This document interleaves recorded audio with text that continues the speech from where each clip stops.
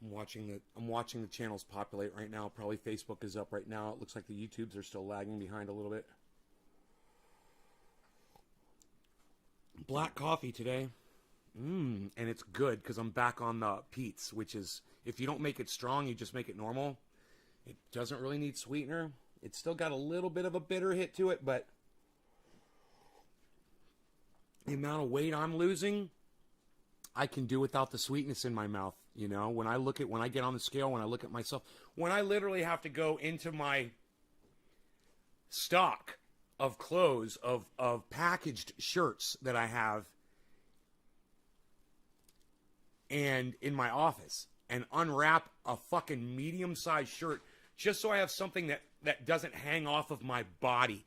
This is a medium. This is a medium. Look at it on my arms. It's a freaking medium, man. I've worn double X's and triple X's before. And pretty much filled them out. And now here I am, 170 pounds. I've weighed 235, almost 240 pounds in my life. I've dropped over 60 pounds to get to where I am right now. Now, granted, that was over a period of years and years and years. But in the last few weeks, I've just dropped, you know, I don't know what, I lost count, 70, 16 pounds. Hey, Josh, why is there nobody else here? Okay, Josh, are you guys not getting notified that I'm live? Oh, well, it's fucking 7:10 right now, so everyone should know that I'm live, and everyone should be pulling up their YouTube apps right now just to make sure that I'm live, right? Because it is 7:10 right now. Josh said hi, and there's nothing else in the chat. Oh, there's Randy. Good news, it sounds like. Yeah, it's good news. Good news. Waiting for my people to get here, wondering if you guys are getting notified. Well, look, wait. Stop on the fucking dabbing for a second, Josh. Calm down. Did you get notified? I'm trying to fucking talk to you. I don't know if you noticed this or yet. Or not yet. But, did you guys get notified that I was live? Try to talk to me, okay? Are you listening to me? Hey, Debbie. Great job on the way. Thank you, Josh. I'm not smoking until I get some fucking feedback from you guys. You got a notification? Oh, okay. Well, thank you for finally fucking telling me. Great. A minute later. Okay, cool. Great. All right. Well, I guess we can dab. It's always business first, man. Listen, I treat this podcast just like I treat my real life, man. I always take care of what's important first while I'm coherent, before I start partying, before I start putting THC in my brain, getting a little, you know, maybe a little confusion in there, whatever. I take care of everything first while I'm coherent and clear-headed, and you guys should too. And take care of the business of the podcast right off the bat. You guys communicate with me, tell me what's up. And then as soon as we know everything is running smooth, I got a good connection, I'm not dropping frames, my audio is good, I've got my mics flipped around, and everybody can see everybody, and the chat is on screen, then we go live. You know, then we start doing the show. Okay? It's not as soon as I go on here, I want to smoke. As soon as I get on here, I'm not like that. You might be like that, and the sight of me might make you want to smoke, and I totally understand that. I have that effect on people. But at the same time, I've got some important things that I want to discuss. Mainly the fact that I weigh 170 pounds. Okay, I weigh 170 pounds. Just want to throw that out there. I never thought I'd say those words, but I weigh 170 pounds. I remember when I thought my target was 175. I was like, man, if I could just get down to 175, I'd be gorgeous. Boy, was I wrong. I need to lose at least 20 more pounds, man. And it's all right here. All of my weight, it's right here on my belly. I got a little bit of fat right here, in this area, and on my back. You were on a show that you thought was live? That's funny. How are you doing this morning? Megsy, I'm doing good. Hey, Nick, what's up? Just checked my notices. Got notification later. Huh. Fuck that, Steve. Josh, Nate, I'm 230. I'm going to get down to where you are. Hey, you're fucking 6 foot. How tall are you, Josh? Aren't you like 6'1" or something, bro? You need to check your BMI. You don't need to get down to 155, bro. You probably could get down to like 200, maybe at your height. You need to check your height and your BMI, Go do it on, just do it on an app on your phone or on Google. Just ask Google what your BMI should be at your height. You're my height? Dude, why did I think you were a giant man? Like Chuckles size. This is Josh, I like Totals and Tattoos Kelly, right? Why did I think you were like 6'1", bro? From just seeing you on video, I always thought you were like super huge. That is so funny. Well, if you're 5'9", bro, I'm 5'9", and I need to be down to 155 because I'm 170. Okay, look, I'm 170 and I still got this. I'll let it out. I don't mind. Look, I still got this. 170, bro. This is going away. I'm gonna get rid of all of this. I'm gonna get rid of all of that. And yeah, ladies, see, yeah, I got muscles here now. Okay, I know. Don't get too excited, ladies. I love saying that. Calm yourselves, ladies, please, ladies. Calm yourselves down. I have 2 tattoos of you. Okay, this is Josh. I like Totals and Tattoos Kelly. You're 5'9", man. I didn't know that. I thought you were like 6'1", bro. I thought you were fucking huge. I think it's because your camera's always down really low, and I'm like always looking up at you, and you just, it gives that appearance, man, you know? What size pants? I'm on 33s. And look at this. Look at this, guys. I'm on 33s. Let me undo my belt. Okay, watch this. Watch. I'm on 33s, guys. And look at my waist now. I got up to 40s, man. I was on a 40-inch waist. Yeah, I still have jeans that say 40 on them. This is a 33, guys, I believe. Look at this on me. I've well more lost than more than an inch. That's way more than an inch. This is like fucking A, bro. This is like 3 or 4 inches of fucking jeans here, man. Can you believe that shit? If I didn't have this belt on, these things would fall right off of me. And I'm going to have to put a new loop in my belt or go buy a new belt at the store, which I think I'm going to do. Because this one's just about had it, you know? I've never been a 40, but you're at a 36-inch waist. Well, I got fat, bro. Hey, Josh G and Josh Kelly. We got the Joshes here. Is Harley going to drink water out of the water dish? No. He never drinks water out of the water dish. Some 38, I will work on it now. Brother, I am telling you, what I found out about sugar this morning blew my fucking mind. I'm going to go over that later, okay? We're going to talk about the sugar thing. I already tweeted it. Those of you guys that follows Nays Garden on Twitter, then you already know. But we're going to, of course, cover that. We're going to cover both stories. You guys that are here now, stay. This is going to be a very interesting, enlightening, and educational show. You're going to have a lot of fun. We're going to get really high. Let me feed my cat real quick. I got the food out already. It'll just take a minute. And then we can move on with the show. There you go, Harles. Enjoy, buddy. I always rinse off the cat food dish before I throw it in the garbage. Always. Always rinse out the cat food before I throw it in the garbage. I remember I used to have this piano teacher. Her name was Mrs. Beck. And she had 3 cats in the house. And she used to use wet food to feed the cats. And that house smelled like cat food. It was so disgusting. It was the worst smelling cat food I've ever smelled my whole life. And you'd walk into the house and within about 10 minutes or so, it's so prevalent in there that you just get used to it. You don't even think about it after about 10, 15 minutes. But when you first walk into her house, man, it smacks you in the face. And you're just like, this is disgusting. How can you live like this? Well, the fact is she doesn't smell it either because it's around her all the time. Well, it was around her. I'm sure she's not with us anymore. But I am here to tell you that ever since then, I was like, I'm never having that smell in my house. I don't care if my cat needs wet food. I'll figure it out, right? So I use wet food, right?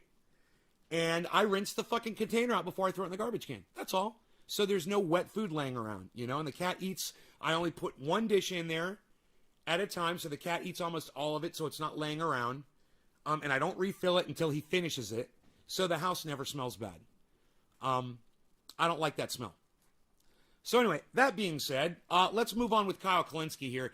Did a very good report here with let's go ahead. I'm going to start dropping frames if I don't get rid of the grow. So give me a second to do that.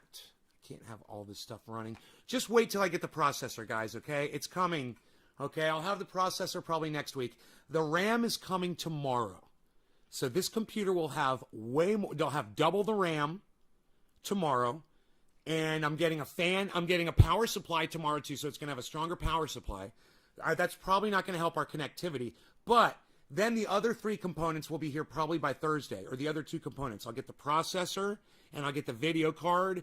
And we should be fucking screaming on this machine by then, because we're going to get an i7, and right now I'm running an i3.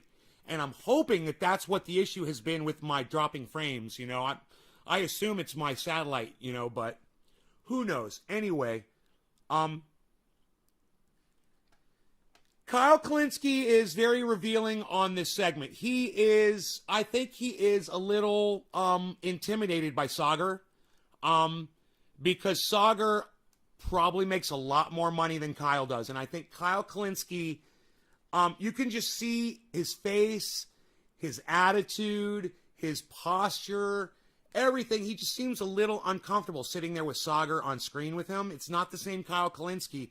And that's telling about my boy. It's a little telling.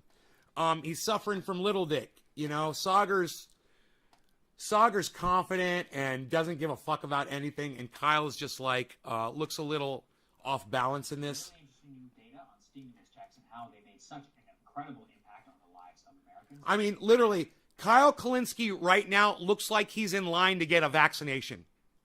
You know, if I'm on breaking points and Saagar and Crystal are about to interview me, dude, I'm going to be sitting there fucking shoulders up, looking right at them, listening to every word.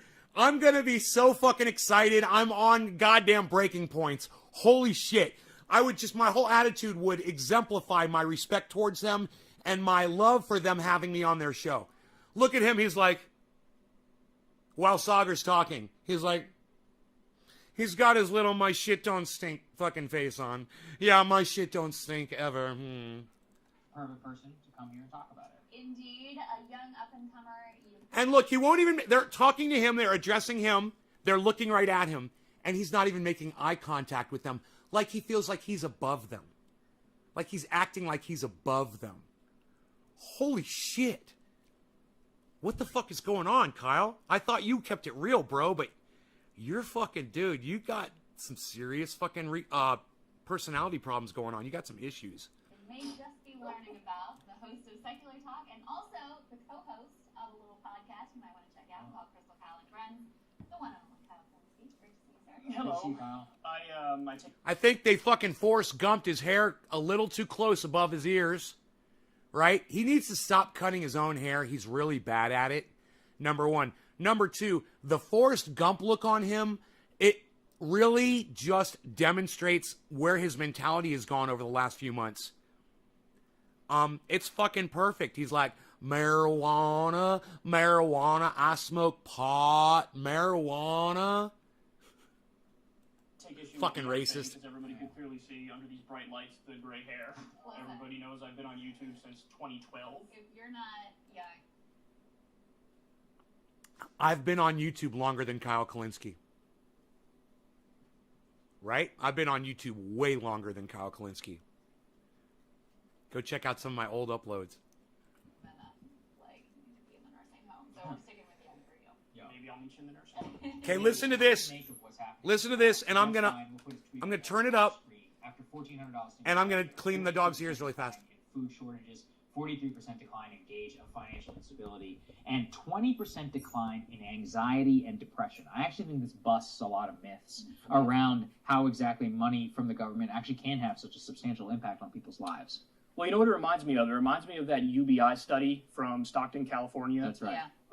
where they tracked it very closely. Now, it was only $500 a month for that study, but the amount of the money that went to things that you would typically view as like a vice that people would look down on, like drinking or gambling or whatever it may be, if I remember correctly, it was about 2% of the money went for that, and the overwhelming majority went for like food, paying the electricity bill, Interview rent. clothes, yeah. Yeah, and a point that you made about that is there was a guy who really wanted a new job, a better job, but he couldn't get a day off in order to go interview for a new job, and getting that $500 made it so that he was able to actually go out and interview for a new job, and he got the job, and now he makes better money. And That's a great point that Kyle's making right there. So, the Republicans love to say that socialism and socialists, UBI is socialism, giving people money is socialism, and no one will want to work. Well, he's got an anecdotal story. One of the people who received UBI, that money allowed him to eat and keep himself housed and get gas in his car while he was driving around looking for a job. And that UBI allowed him to get a job. And now he's got a job because of the UBI. Now, fucking cuck-ass bitch Republicans love to say that that's just going to make people lazy and they're never going to fucking work and all they're going to do is sit home and spend all their money on gambling and lobster at the store and they're going to buy video games and they're never going to be productive members of society. Well, this one anecdotal incident shows that at least one person out of, I think he said 500 people in the study. It wasn't a lot of people, but one person at least took that money and ended up using that money to go get a job. Now, if one person out of 500, I wonder how many people out of, 300 million would do that. I'm sure more. And even though it's a small study and it's anecdotal, he makes a great point. One more point I want to make. There's a lot that this man says that I agree with. It's like 95%. And I used to say 99. 95% of what he says I agree with. I will still listen to him. I will still watch him. I'll still recommend that you guys watch him too. But you guys know me. I don't care how much I like or love you or recommend you.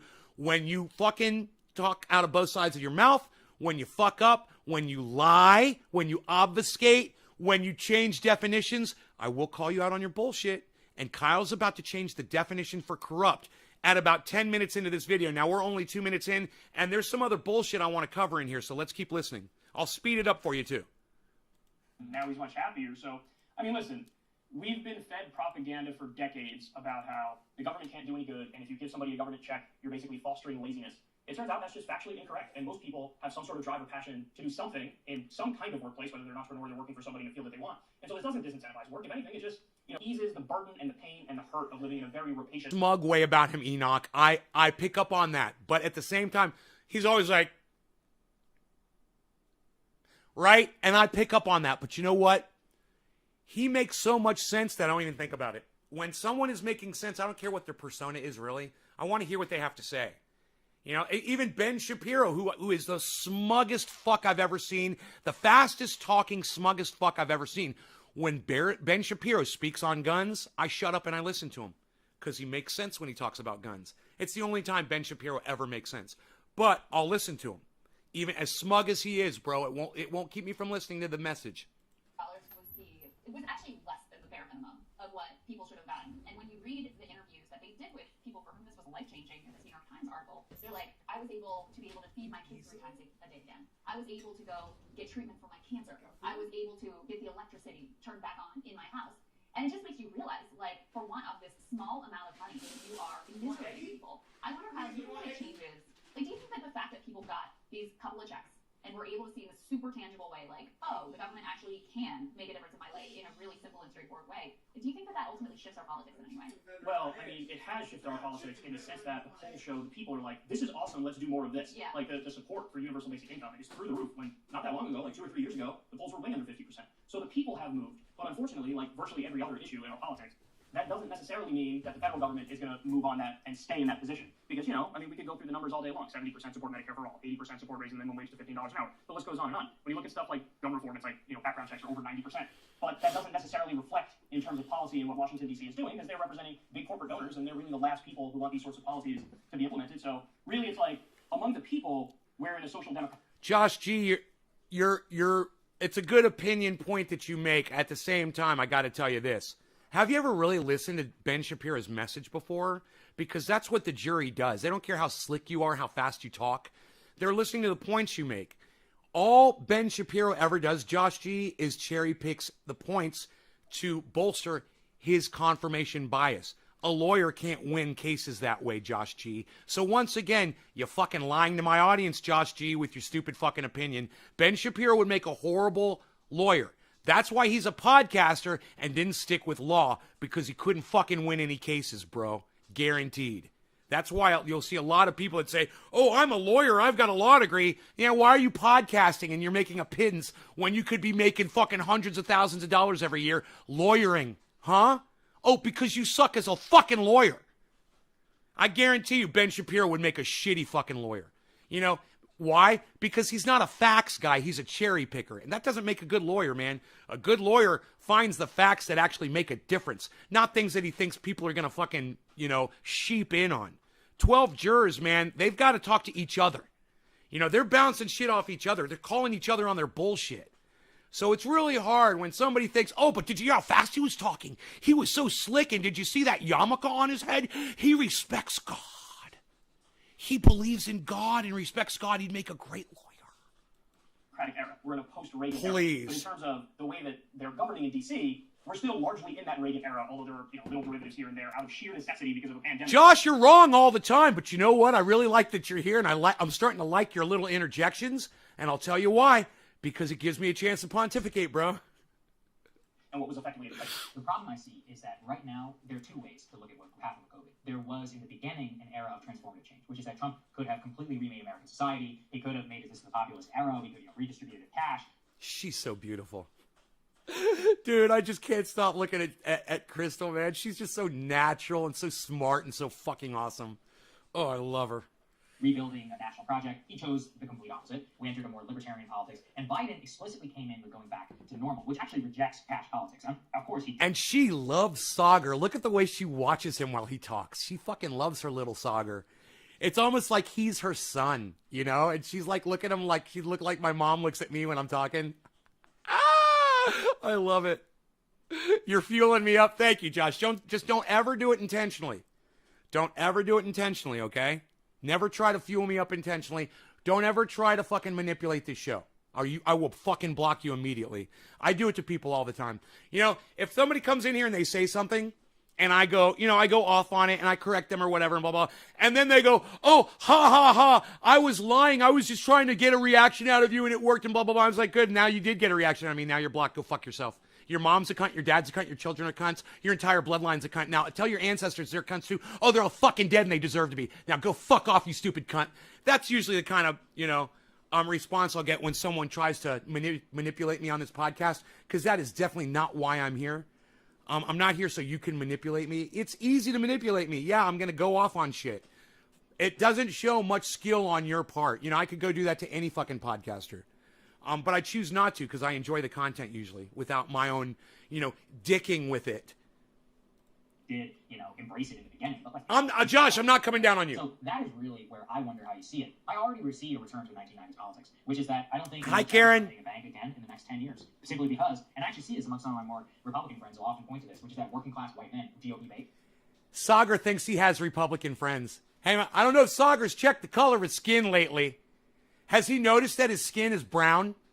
Just so you know, Sagar, those people that you think are your Republican friends, they fucking hate you. They talk shit about your race behind your back, and they wouldn't have you over for dinner, motherfucker. Just so you know about your Republican friends, Sagar, you cuck bitch. Are the number one opponents, actually, of unassisted cash welfare. And what I just said, that's exactly what's going through Crystal's mind right now as he says my Republican friends. She's like, oh, Sagar, you sucker in Jetty. Oh, my God. Uh-oh, I hit the wrong button. I do that sometimes. I'm sorry. Here we go. We're back. I do that sometimes. Sometimes I hit the wrong button. My bad. I hate, because that'll make me start dropping frames. And more. You could talk to your blue in the face about studies, and a lot of people just don't care. So I just don't know whether this changes politics or not. Right? Well, here's what I'm afraid of, and this is what I currently see unfolding. Let me explain to you what Sagar has learned how to do. when almost everything that you say is bullshit and you get pushback from it, you learn how to filibuster. You learn how to talk a lot about things that no one's going to disagree with. So you get talking time. That's all Sauger does most of the time. He finds things. Man, I was listening to Rachel Maddow this morning, which I never do, but I was in the shower and I had watched this and it came on next. So I just let the Rachel Maddow play.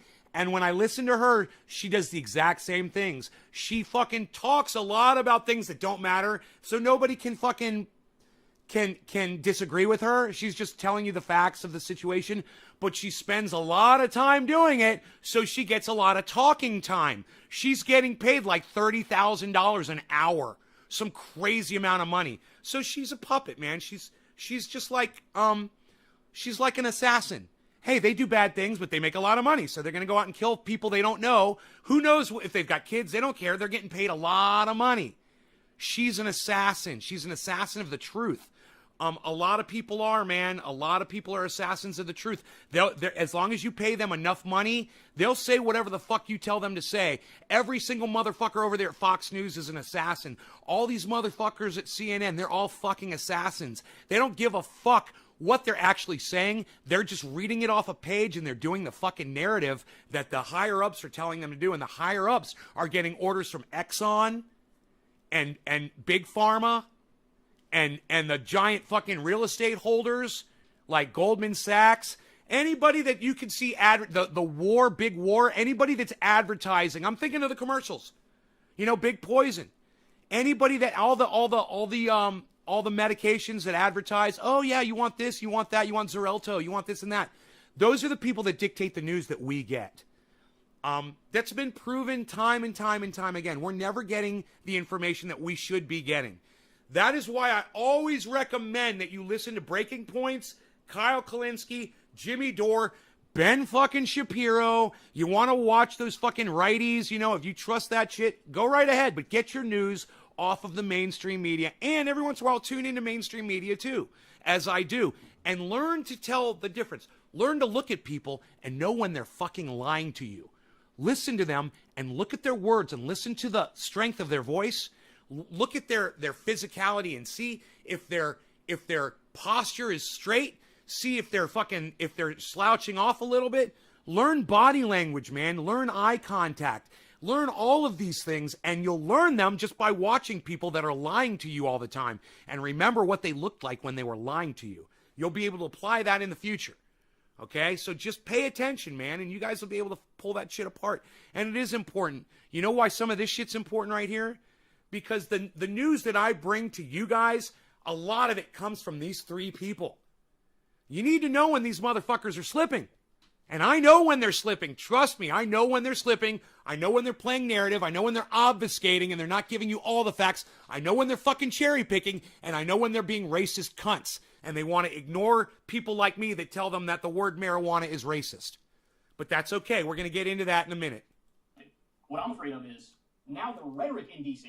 is going to catch up to the polling data and the people. Where now politicians will go out there and talk about how, hey, I'm helping you out. Hey, I expanded the child tax credit. Hey, I wanted to cut you a stimulus check. Hey, I wanted to give you this sort of money and that sort of money. So the rhetoric is going to catch up. In the same way that the rhetoric of like the left is winning is catching up and Biden's the new FDR is catching up. So they're now changing the narrative in terms of how this stuff is discussed. But again, substantively, not much is changing. So now the trick is like, just believe our words about how left we are and about how much we're helping you and about how much cash we're doling out. But in terms of our actions, it's going to lag way behind. And this is sort of a way, especially with left Congress people, to sort of like pat them on the back and be like, you guys are doing a great job. I hope you know how much you're influencing President Biden. I mean, he's Hey, Josh, I like Totals and Tattoos Kelly. Are you still here?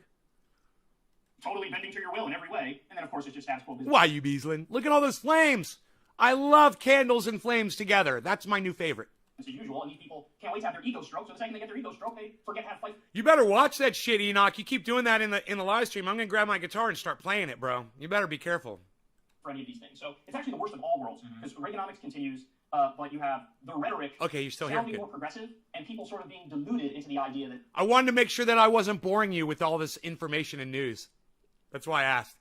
we've already won a lot of these left-wing battles, even though the main ones are nowhere to be seen. Well, so how do you reflect on, as one of the founders of the Justice Democrats, you know, the people who've been elected as part of that movement to, you know, challenge the Democratic establishment? Hey, Lest. In the Biden era, certainly, especially, I think Good morning, Dom. The one that was most disheartening to me, like the Capitol. Thank you for the 3, bro. Providing Yeah. the votes to serve power and serve the Democratic establishment. Oh, look. agenda. Is it just I have a feeling that I've skipped over people this morning because this is what happens when I'm talking. So let me go back. And if you guys are in here and I've missed you, I apologize. I want to say hello to each and every one of you. Josh, Randy, Alex Cerna, hello. Debbie, four-name girl, Alex.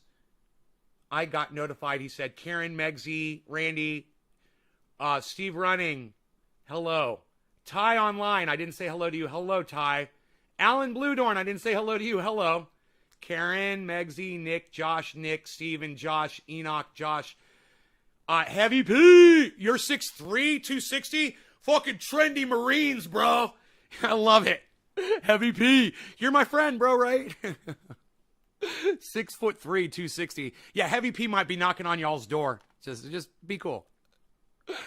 Dropped 143. Steven Running, you've lost 143 pounds? Or you're down to 143? Yes, Nay, I have 2 tattoos. Josh, Randy, Megsy, Josh, Nick, Nick Brown, 6 feet tall, weigh 150. I'm a damn stick. Nick, what's up, buddy? Hash, what's up, buddy? Why you beasling? Welcome to the 225 Club. Hash, how tall are you? Oh my God, you weigh 225, bro? We're fixing you, bro. You're my new project.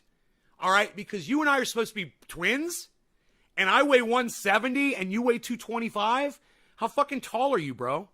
We're getting on that right now. Shane, what's up?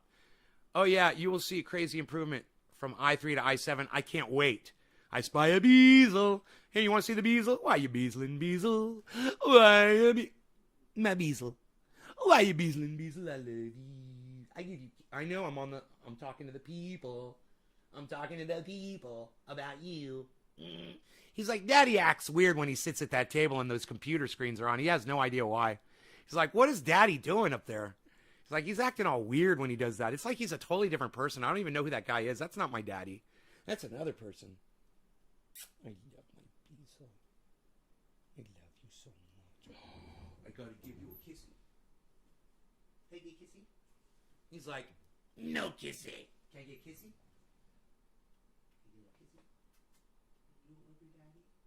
Rogie, do you love your daddy? Can I get kissy?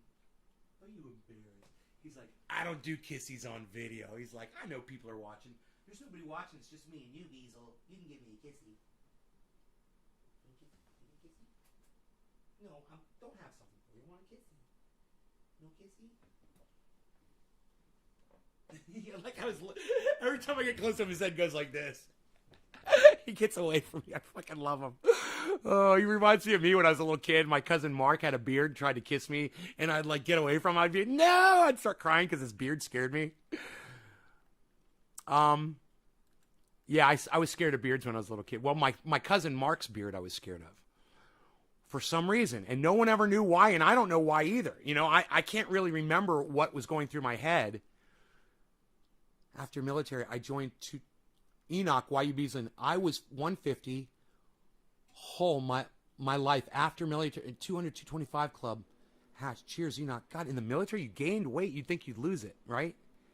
I could smell that crap pile from Kyle. Which guy was the UFO interviewer? The guy we don't like? Which guy was the UFO interviewer? The guy we don't like, lol. You guys are so funny. The guy we don't like. I love you guys. Are so fucking team players. I fucking love it. We don't like. The guy we don't like. He's almost pulling a Britney Spears with that hair. Kyle is? Fact enough, because I got notified for Facebook, not any YouTube. Megze. Good morning, Mike Carter. Mike Carter. Enoch, I hate the way that dude talks. Face you want to punch, right? We saw that. I'm glad I caught up on the chat. I missed a lot of your chats, and I apologize, guys. I hope nobody left because I didn't read your chat yet. I just love your opinions. Thanks, Josh G. Good. Well, you can ask me a question anytime. Just keep it real with me so I can keep it real with you. That's all I ask. Josh, Dom, Randy, Lest, Enoch. With a good time, you know I love when you jam out. Aw, thanks, brother. Hey. Sean McGahee, I lost 45 pounds. I got divorced. Lol.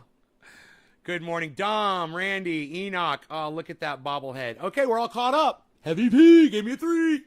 I love that rhymes. All right, back to Sagar and Crystal and Kyle. Just that we need to keep trying in that direction. Eventually, maybe Nina Turner gets there. You've got some leadership, or do you think that model in general is just not workable or not a success? So I have ideas and preferences as to what I think is the best and what I think is more likely to work. But substantively, I think you really need to do an all-of-the-above approach. And when I say that, I mean, yes, you have to still try to take over at least one of the two major parties. Yes, people who are trying for a third-party route, even though I think it's largely fruitless and they're going to do terribly, I think they should still go down that path. And I also think effectively like almost anti-politics roles. Like, he got into a thing the other day with the guy who started the People's Party. And I got to tell you something. I don't like him.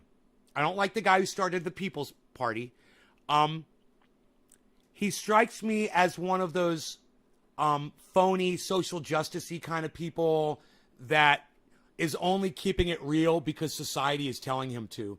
It doesn't feel like he's reached any conclusions on his own. I'm talking about the People's Party guy, that scrawny kid. He doesn't seem like a leader. He seems unsure of himself. And I hate I got to just tell you right off the bat, guys, I'm going to be honest with you guys, and you might not like this, but I don't like how feminine the guy is. He strikes me as very effeminate, and I find that as a leader, somebody who has a leadership role just on a podcast, I find that weak. I find it a show of weakness, and I don't want to listen to anything he has to say with his little lispy, wispy voice and his very slight appearance. Now, you can say that I'm a racist. You can call me misogynist, or you could say that I'm anti-gay or homophobic or whatever, and I'm okay. After what I just said, I don't care if you say any of those things to me. I'm looking at him as a leader. I'm looking at him as somebody who's trying to pull people together and start a movement. And if you really want my honest opinion, motherfucker needs to step down and get somebody with a fucking ball sack or an actual vagina to run the goddamn movement. Not him. Because he's such a pussy. Okay? Now, you guys could come at me. You could be upset with me all you want. I don't give a fuck. Yeah, Nick Brana. That guy's name, Nick Brana.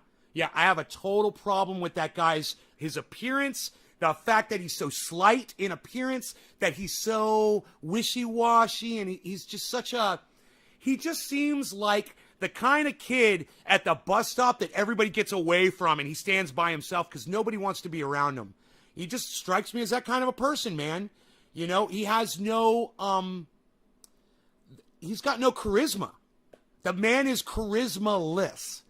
And you're trying to fucking do a movement, bro? I mean, Kyle Kullinski's got charisma. You know, even Sagar has fucking charisma, bro. You know, Crystal has charisma. She's got charisma all over her. I can't take my eyes off of her. Whether she's just sitting there with her fucking perfect posture, you know, and her fucking badass goddamn guns. That inspired me to get guns. I saw Crystal's arms and I went like this one day and I go, dude, my arms have to be bigger than Crystal's. You know, my arms have to be bigger than Crystal's. I need to start doing something. She looks fantastic and she's got charisma. You know, Nick Brana, dude, you're a fucking pussy. And you shouldn't be. And you want to know why your movement is failing? A lot of it has to do with you. Because you're not going to bring in people like me. You know, you're not going to bring in people that look at your appearance and are not impressed. You know, start working out, bro. And start talking like a fucking man. You know, quit being a fucking wishy-washy, in-between, whatever. You know, have you ever had sex before? Have you decided whether you're gay or heterosexual? You know, if you were full-on gay and you were proud of being gay and you acted full-on gay, which I think Nick Brana might be gay. You know, it's none of my business. But, you know, if you were just more gay, I would have a lot more, I'd have a lot more respect for you. But I think you're kind of playing that sexuality game, you know, that kind of hard to figure out what you are. You want to be, on one day you want to be more like a feminine, on another day you want to be more male. Are you one of those people? You're gender fluid. Is that what you are? Are you gender fluid? And I think that's what it is. I think that's the term, gender fluid. And those of you who are gender fluid, hey man, you guys can be whatever the fuck you want. And if you're confused about your gender, I understand. But just remember, if you're gender fluid and you're trying to lead people, you're going to confuse the fuck out of them. Okay, I'm still an old-fashioned kind of guy, and you could come down on me, and you could put this all over the internet, and you could try to say I'm anti-gay, or that I don't like women, or that I've got a problem with femininity in men or whatever. Yeah, I do. When somebody's trying to lead me, and he seems like a guy can just come over and push him over, you know, and fucking This guy, what's his name again? Nick Brana reminds me of the kind of guy at the bus stop that another kid gets behind him and gets on the ground on all fours, and another kid gets in front of him and pushes him over the other guy. That's the kind of guy Nick Brana reminds me of. That's not the guy I want leading me. I mean, even I got some charisma. I can play the bongos while I'm sitting here telling you about. Even Bernie Sanders got fucking charisma, man. I love. He's like a grandfather figure. He's a leader figure. He's a father figure. He's fucking awesome. You know. Even Donald Trump has charisma. Yeah. Even Donald Trump has leadership qualities. I fucking hate him, and I hate his fucking leadership qualities, and I don't like them, but at the same time, he's got leadership qualities. He understands how to command a room of people. He understands how to keep your attention. He understands how to promote shit. Nick Brana couldn't promote the fucking, the greatest show on earth. He wouldn't know how to do it. He couldn't promote fucking, you know, the UFOs are landing tomorrow. They've come to me and they've told me about it. Nick Brana wouldn't know how to promote anything. You know, I've got a serious problem with the leader of that movement. And if he got knocked down and it got taken over by somebody with some balls, they'd have more of my support. But at the same time, I can't be too excited about something that I don't fully believe in. Kyle Kullinski, and I know this was a long walk, and I'm sorry, but this is the point. Kyle Kullinski says the same thing. He's like, hey, Nick, I support your movement, I really do. I just don't think you're going to fucking do anything with it, bro. I think you're wasting your fucking time. I'm not telling you not to do it if that's what you're passionate about. I'm just saying, hey, man, I think the Democrats and the Republicans are going to be way more established in 10 years than your People's Party. I don't think, and that's another thing that I didn't like about it, the fact that it was called the People's Party. It reminds me of something from Russia. The People's Party. Okay, comrade from Russia. You know, we're all going to call ourselves comrade and act like we're Russians and call ourselves the People's Party. I don't know, man. It completely rubbed me the wrong way. But then again, I'm a dinosaur, and I can remember when Russia was actually our enemy. When we considered, well, they painted Russia to be our enemy. And I believe that narrative, and I still have some of that. So, yeah, I don't want to be part of something called the People's Party. It's fucking stupid. Led by Nick doesn't know what fucking gender he is, Brana. Let's move on, shall we? Does anybody know what gender Nick Brana is? Seriously, I really don't know. I'm just kind of curious. Because if he was gay and he's acting that way, I'd have way more respect for him. Way more. It's just, I don't know. I mean, if you're gay, I want you to act gay. Seriously. If you're a gay man, you know, I want you to act like this, and I want you to lisp, and I want you to put your hand up like this, and I want you to flirt with men that are heterosexual and say, oh, you're so sweet, you're so funny, and I want you to be real. Is that how you feel? Keep it real. Are you hiding your homosexuality from us, Nick? We can tell, man. You're a phony. I don't like it. Be gay, bro. If you're gay, be gay, bro. Let it out. Get out of the fucking closet, bro. Just be yourself, man. That's all I'm saying. Where the fuck is my chat at? Are you guys not inspired by this? Do you guys disagree with me? Do you agree with me? Anything? Do you want me to keep talking? Do you want me to fucking shut the live stream off? What? Is anybody here? Is anybody here at all? I've literally been talking since... Oh, hi, Shelly. 8 minutes. Not a single chat's come through in 8 minutes.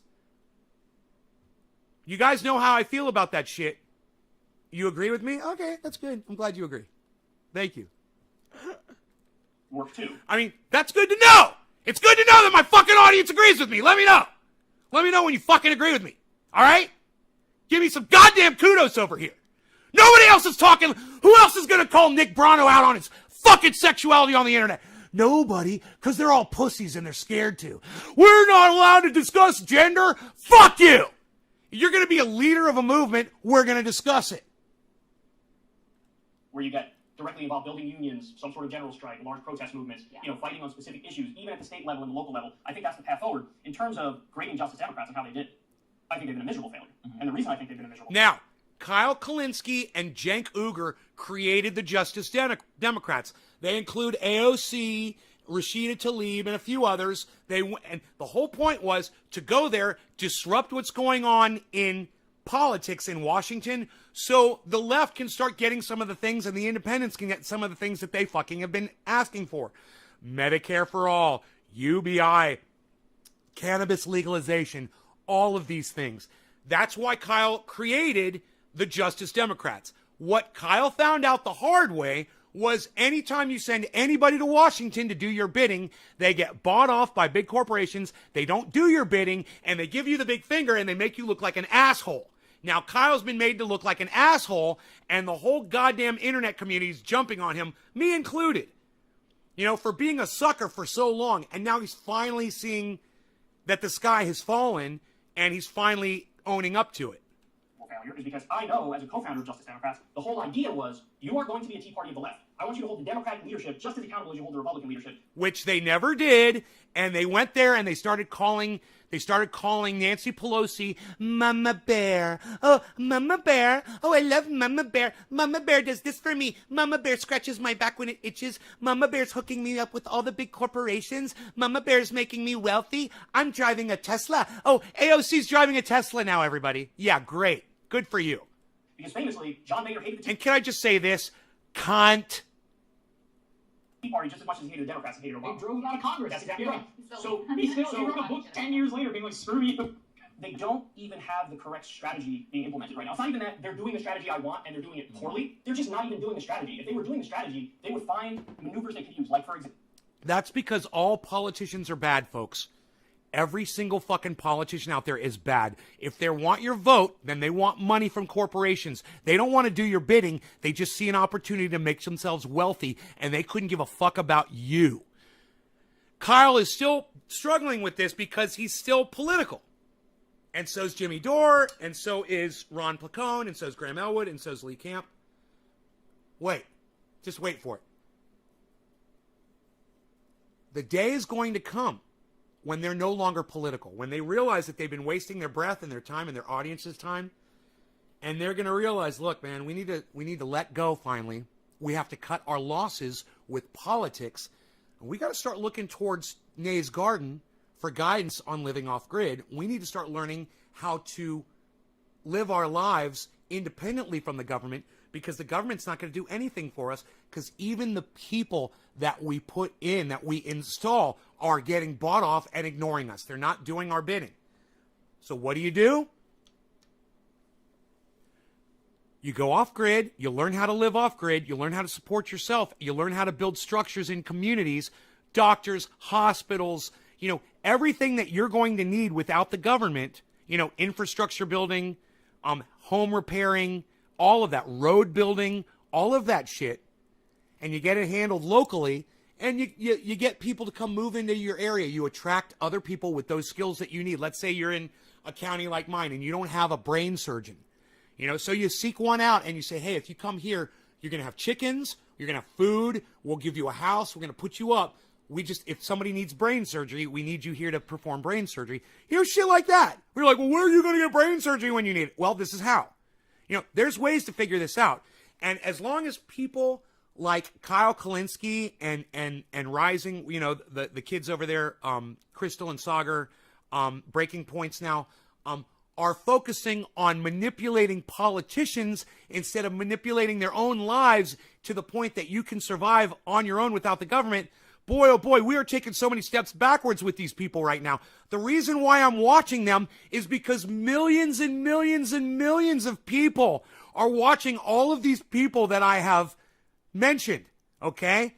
Graham, Lee, Ronnie, Jimmy, Kyle, Sagar, Crystal, and so many more that I haven't mentioned, even Jackson, all of these people. They've got millions and millions, and I have to get through to them if I want to reach millions and millions of people, because I only have 20 people watching my show at a time.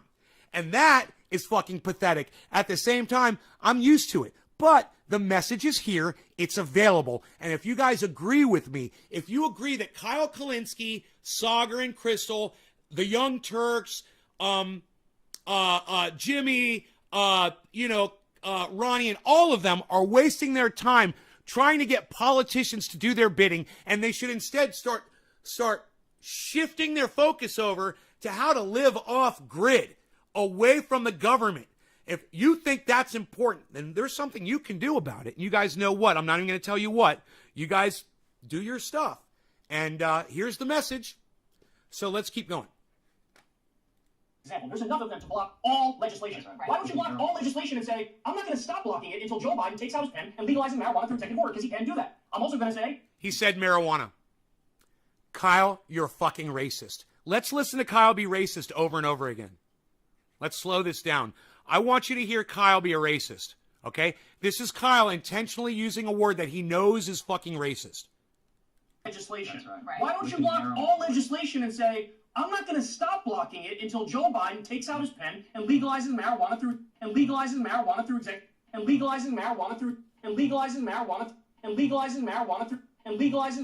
Racist. Legalizing marijuana. Racist. And legalizing marijuana. Racist. And legalizing marijuana. Racist. And legalizing marijuana. Racist. And legalizing marijuana. Racist. You're a fucking racist, Kyle. Everybody knows that the word marijuana was made up by William Randolph Hearst, okay? Somebody made up the N-word too, Kyle, okay? They both have an origin. Just because the words have an origin doesn't mean that they're not fucking racist. You idiot. You fucking knowing racist. You are intentionally using the word marijuana, and I've told you 1,000,000 times that that word is fucking racist, and so are you fucking Nazi. Kyle is a fucking racist. That's why he's got his little Nazi fucking haircut, and that's why he refuses to use the word cannabis, because Kyle Kullinski is a fucking racist, and he's racist against Hispanics. Just so you all know, Kyle Kullinski is a fucking racist. Let's keep moving on here.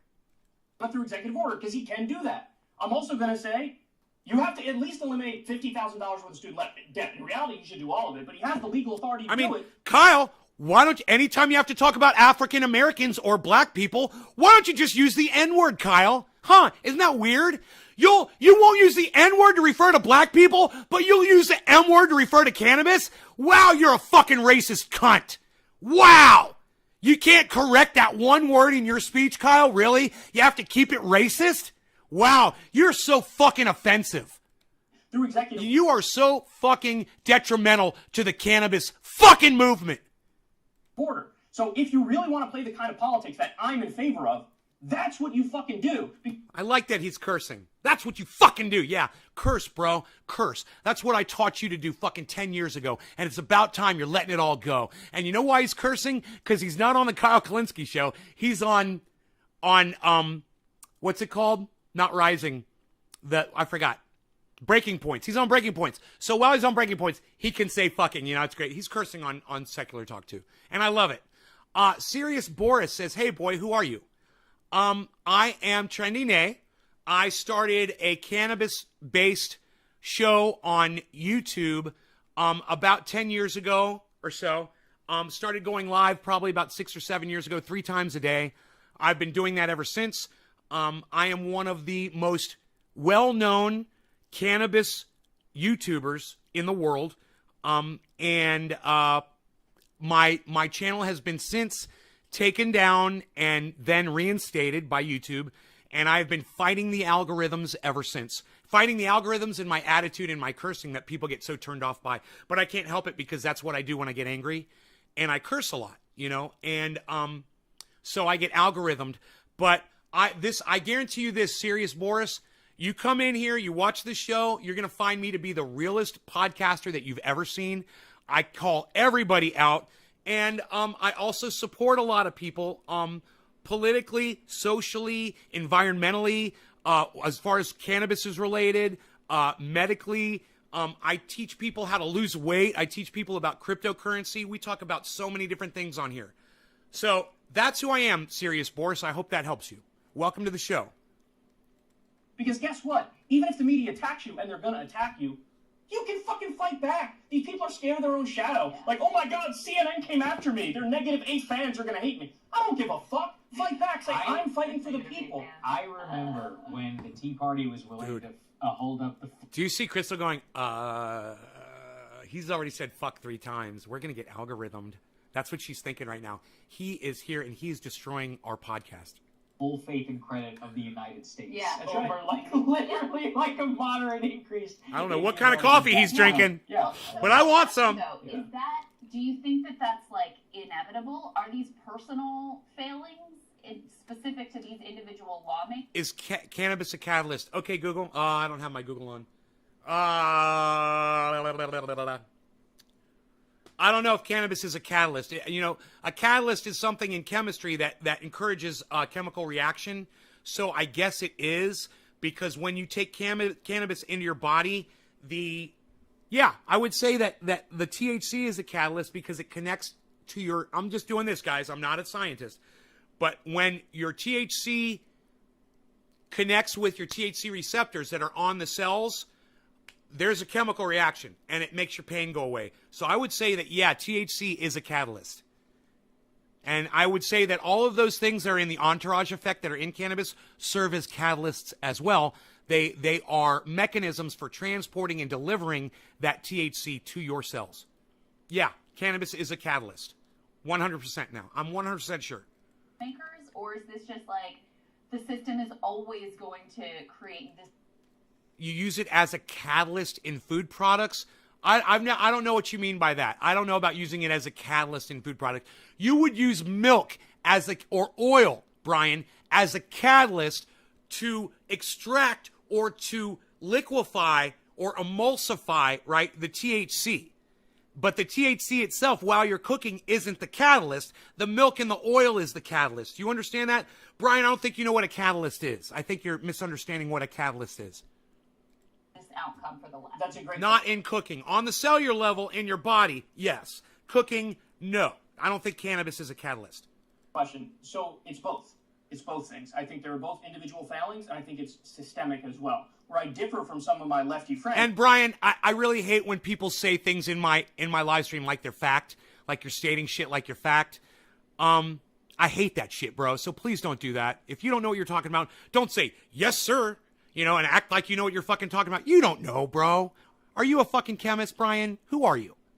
Is that a lot of people like to argue that, like, Alexandria Ocasio-Cortez and Ilhan Omar and fill in the blank with whatever Justice Democrat, they're now corrupt. Just Hey, Nay, yesterday you said you have billions of dollars. No, Julian, yesterday I said I'm a millionaire. But, okay, you may have misunderstood. You may have misunderstood the B and the M. That's okay. Yeah, I'm a millionaire, bro. What's up? Did I get it from my Jewish lineage or am I self-made? How do you get millions of dollars from your Jewish lineage? How does that work exactly, Julian? How does that work? Let me know. It's like Nancy Pelosi. No, words have meaning. The word corrupt means something very specific. You're taking money from certain donors and you're doing favors for them. Corrupt means something very specific. You're taking money from certain donors and you're doing favors for them. Meaning. The word corrupt means something very specific. You're taking money. Notice how Kyle Kullinski starts to look at the camera, and then as he lies about the definition for corruption, he has to look away because he's not a very good liar. Now, I'm going to play this in slow motion, and I want you guys to notice as Kyle looks away as he lies to you. He's literally going to look away from you as he's telling you the lie. Nancy Pelosi. No, words have meaning. And the word corrupt means... What's so funny is that he says words have meaning. He's literally just setting up this fucking whole lie. Yeah, Kyle, words do have meaning, and you're about to give us an incorrect definition for corrupt. He's not going to... And this is what my dad used to tell me. He's like, okay, you're giving me half the truth, and you're not going to give me the whole truth. You're a fucking liar. You're a fucking liar. So if you take a definition... If you take a definition for a word, you said you received the warehouses from inheritance. No, I didn't, Julian. I didn't. See, you're misunderstanding me, Julian. My parents are still alive. I never said I received the warehouses from inheritance. What I did say was that when I was younger, my father asked me if I had any money, and I had about $5,000 in the bank at the time, and he said, would you like to invest that $5,000 in a single share of stock with my warehouses? And I would buy more shares and more shares and more shares, and today I'm a millionaire, and you're fucking poor, and you hate it, and you can't handle it, and the fact that I'm a millionaire makes your penis feel that big, because it probably already is. Goodbye. Let's keep going, because this is fucking classic right here. Means something very specific. Yeah, words mean something very specific. So I'm going to go ahead and risk the whole show here to bring up my stupid fucking phone, and I'm going to let you hear the full definition of corrupt that Kyle Kullinski won't give you, because it defines his behaviors over the last month or so. So he won't give you the full definition. Kyle Kullinski is like Donald Trump. Climate change, it's a Chinese hoax. You know, he thinks that if he changes the definition or the meaning of something, that the whole world's going to believe it. And if he repeats this fake definition of corruption, then you're going to assume that Kyle Kullinski isn't fucking corrupt. But he is! All right, here we go. Let me see how long it takes me to log into my phone. Oh, this time it worked. Okay, good. All right. Okay, Google. Corrupt definition.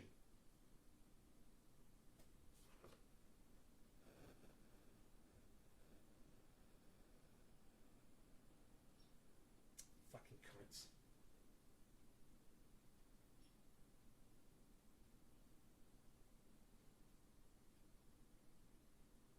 Okay, Google. Corrupt definition.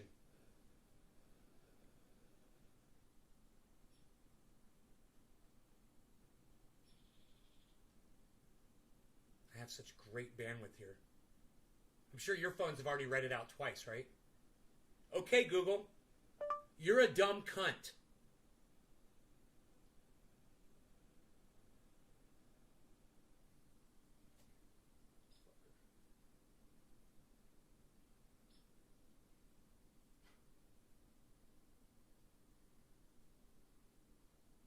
Okay, Google.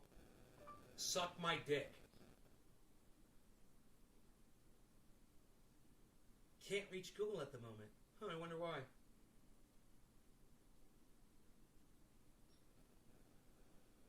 C-O-R-R-U-P-T, deaf.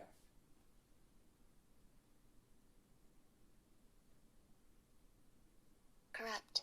Having or showing a willingness to act dishonestly in return for money or, what's it say? What's it say? Or, what? Personal gain. I'm going to put that right over Kyle's head. Personal gain. Money or personal gain. Oh, Kyle, you might not be getting money from the Young Turks, but by you defending Anna Kasparian and lying for her, you're definitely getting personal gain. You fucking lying piece of shit. Alright? That is not the definition of corrupt. And you are a fuckstick for thinking that someone like me is going to let this slip.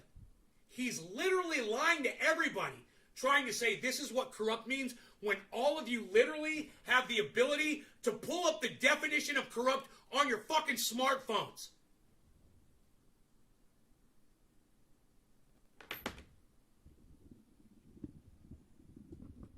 I think I made my point.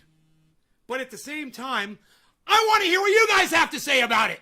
What do you think about Kyle Kullinski acting like Donald Trump, making up his own definitions for words? How do you guys feel about that? The guy that I'm always telling you that I love and you should always watch his channel because he keeps it real. And now he's telling you that corrupt means, oh, you're accepting money for lying for somebody. Oh, you're accepting money. That's what corrupt means? Oh, what about personal gain? You're taking money from certain donors and you're doing favors for them. Corrupt, just like Nancy Pelosi. No, words have meaning, just like Nancy Pelosi. No, words have meaning. No, words have meaning. No, words have meaning. Words have meaning. Words have meaning. Words have meaning. Words have meaning. Words have meaning. And that's why Kyle Kullinski should look up the definition for the word corrupt. Because then he's going to find out the meaning for corrupt means not only accepting money, but as well as personal gain. And when you're sitting here saying that Jimmy Dore, who you don't get any real personal gain from, right, is guilty of sexually harassing Anna Kasparian, who was sexually harassing Jimmy, and Jimmy was only saying, hey, you're sexually harassing me, you fucking dumb cunt. And for you to spin that narrative into somehow Jimmy is sexually harassing a harasser, you're gaining your status with the Young Turks, who you view as to be more powerful with their big 5 million subscribers. They got 5 million subscribers to Jimmy Dore's 1 million. So you're going to go with the 5 million because you're corrupt, Kyle Kullinski. Hey, Kyle Kullinski, guess what? You're corrupt. You're literally lying for personal gain. That's corrupt, and you're it.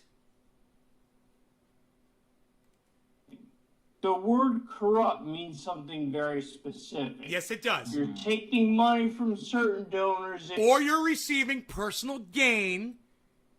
You're leaving that off.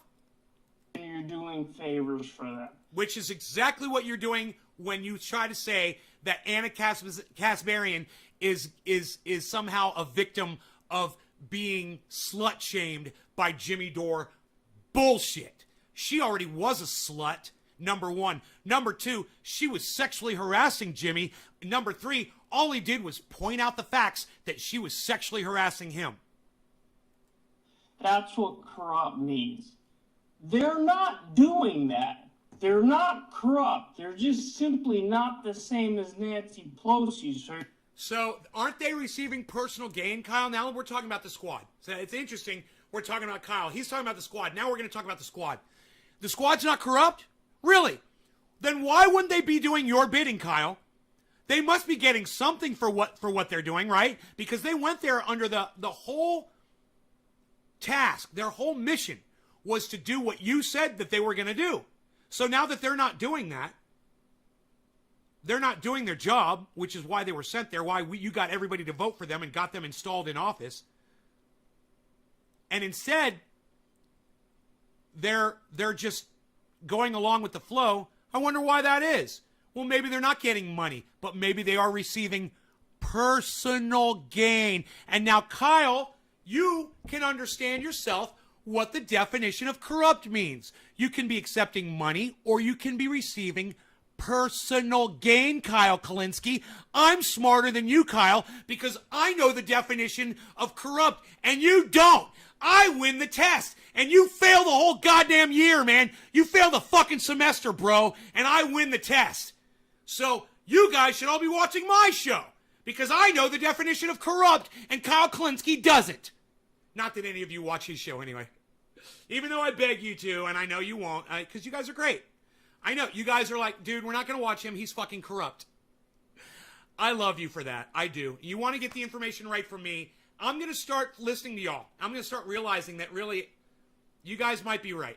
I love that you guys have the ability to go check my sources, and I want you to. But if you want to take my word for it, you want to treat me more like a cult leader and just take my word for everything, I have enough confidence in what I'm telling you that even when I'm wrong, it's not going to be that bad of a deal when I get things wrong because somebody's going to come along and point it out, and I will always admit it if they can show it to me. I will always be along. Jewy Tenpenny. All right, I'll answer this question, Jewy Tenpenny, before I block you from my live stream. Nay, you said your father gave you a share of the warehouses. No, I never said that. I love how this guy puts words in my mouth. No, he didn't give them to me. I bought a share for $5,000, which is what I just told you. And you want to know where my father got them? Okay, that's easy. My father used to own a company. It was called the Orlando Chair Corporation. And they did really well, and they made a lot of money doing that. And after a while, they decided to switch over to another business. So my father took the capital that he had in Orlando Chair. He went to a bank and got a loan, right? And then secured a mortgage on some property, and he paid some contractors to build actually the first warehouse. He didn't have to get contractors. He got a mortgage and he purchased an already built warehouse from another company. That's how people, no, not a Jewish loan, from a bank, Jewy. All right, now enjoy your block. Now go fuck off. We're going to go back into art. This is great. I love this because it gives me a chance to brag about my family business. I would never bring this shit up if some little troll cunt wasn't coming in here and asking me questions. So thank you. I will gladly brag all day about my family business, bro. So try to troll me some more, man. You're just making me happy. And you know what else? I'm glad we're doing it during this segment because this segment's probably going to get watched a little bit more. So the fact that I get to brag about my family finances to respond to some little troll bitch is just making me happier. So go ahead. Let me brag about it some more, motherfucker. Go ahead. People are just going to love that information. How did this guy get money? I'll tell you how. Oh, that's cool, man. Thanks for keeping it real. I was wondering that. Anytime. No big deal. How many millionaires will tell you how they made their money? Let me know. Let me know when you find that. Let me know when you find that. And you don't have to pay some millionaire for his course on how to be a millionaire. I'll literally just tell you right to your fucking face. Why? Because I'm keeping it real. I'm not trying to fucking make a profit off of, my wealth or a profit off of anything that I have to offer. I never am. Why should I? I don't need to. I make plenty of money off my warehouses. Lots. You're fucking factually wrong if you make that case. But they do have DC brain, which is basically a rotten brain where you get there and you're involved in the culture, you're surrounded by these people. Right. And Kyle, why couldn't you have had the foresight like I had that was exactly what was going to happen to all of those people that you sent to Washington? As you are painful to listen to, well, Adam Taylor, allow me to remove your pain. There you go. Pain-free. That's what I do, man. I take people's pain away all day. Wasn't that great, man? Go watch some Kyle Kullinski, bro. Have a nice life. These are people you fucking eat lunch with and see every day, and you learn their personal stories. Thank you, Karen. And so now, Karen says, Nay, you always keep it real. That's what I love about your show. Thank you, Karen. Thank you. Group thing takes over. And you don't want to be the sore thumb that sticks out. You don't want to be the sore thumb that sticks out, because guess what? If you do the sort of grandstanding, fighting politics that I want you to do, everybody's going to fucking hate you. Everybody in D.C. is going to hate you. Everybody in the media is going to hate you. It's a lonely fucking world. So guess what? That's where the individual failing comes in, because even though it's really hard and you're really pushed in the direction of don't do anything, don't rock the boat, that's why we sent you there. So you have to stand up and fight. No, they don't have to stand up and fight, Kyle. All they have to do is say, thank you, Kyle Kullinski, for putting me in here. And now I'm going to take all the money and I'm going to drive a fucking Tesla, and I'm going to have the fancy fucking purse that I walk around with on my shoulder, the expensive Gucci shoes. That's AOC now. She's a money hoe now, bro. She's a high paid hoe. She's a high class hoe, bro. And you're her pimp. You're her pimp, Kyle. How does it feel, motherfucker? Boy, are you a sucker. Think of all the time and energy and effort you put into all that squad, bro. You got cucked like a bitch. And now they're fucking you up your ass and making you watch. You have to be willing to be hated by all of them. I will just say again, the Tea Party didn't give a shit, and they were fine. Yeah. You remember Joe Wilson, the guy who shouted, "You lie," at Obama? Yeah. He made $1 million in a single day. So politically, his strategy works. You just have to be willing to fight for something. So anyways, Kyle, we really appreciate you joining us, man. I think Okay, we've got more than this. So stick around for the next segment, all right? There's a doctor. There's a doctor that I found on YouTube. It came up because I was in the shower and it was on autoplay. What? That's weird.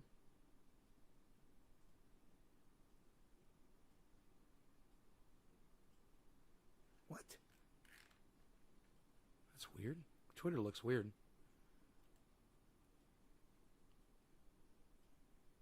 Okay. Okay, so this is a video I saw. It was about deadly black fungus in India, and it's from COVID. So he's got some tips that you guys should all be listening to. I put it on Twitter. If you follow Nays Garden on Twitter, then you already saw this video.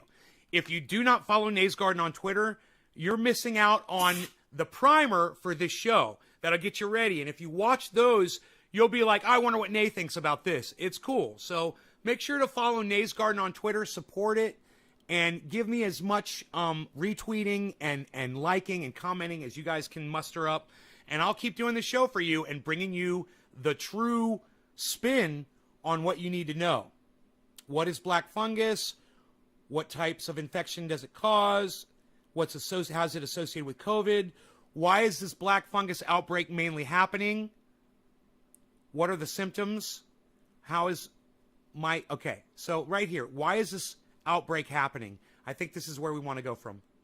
Black fungus outbreak mainly happening in India. Well, one reason is related to the swelling number of COVID cases, in addition to the liberal use of steroids. So let me tell you this.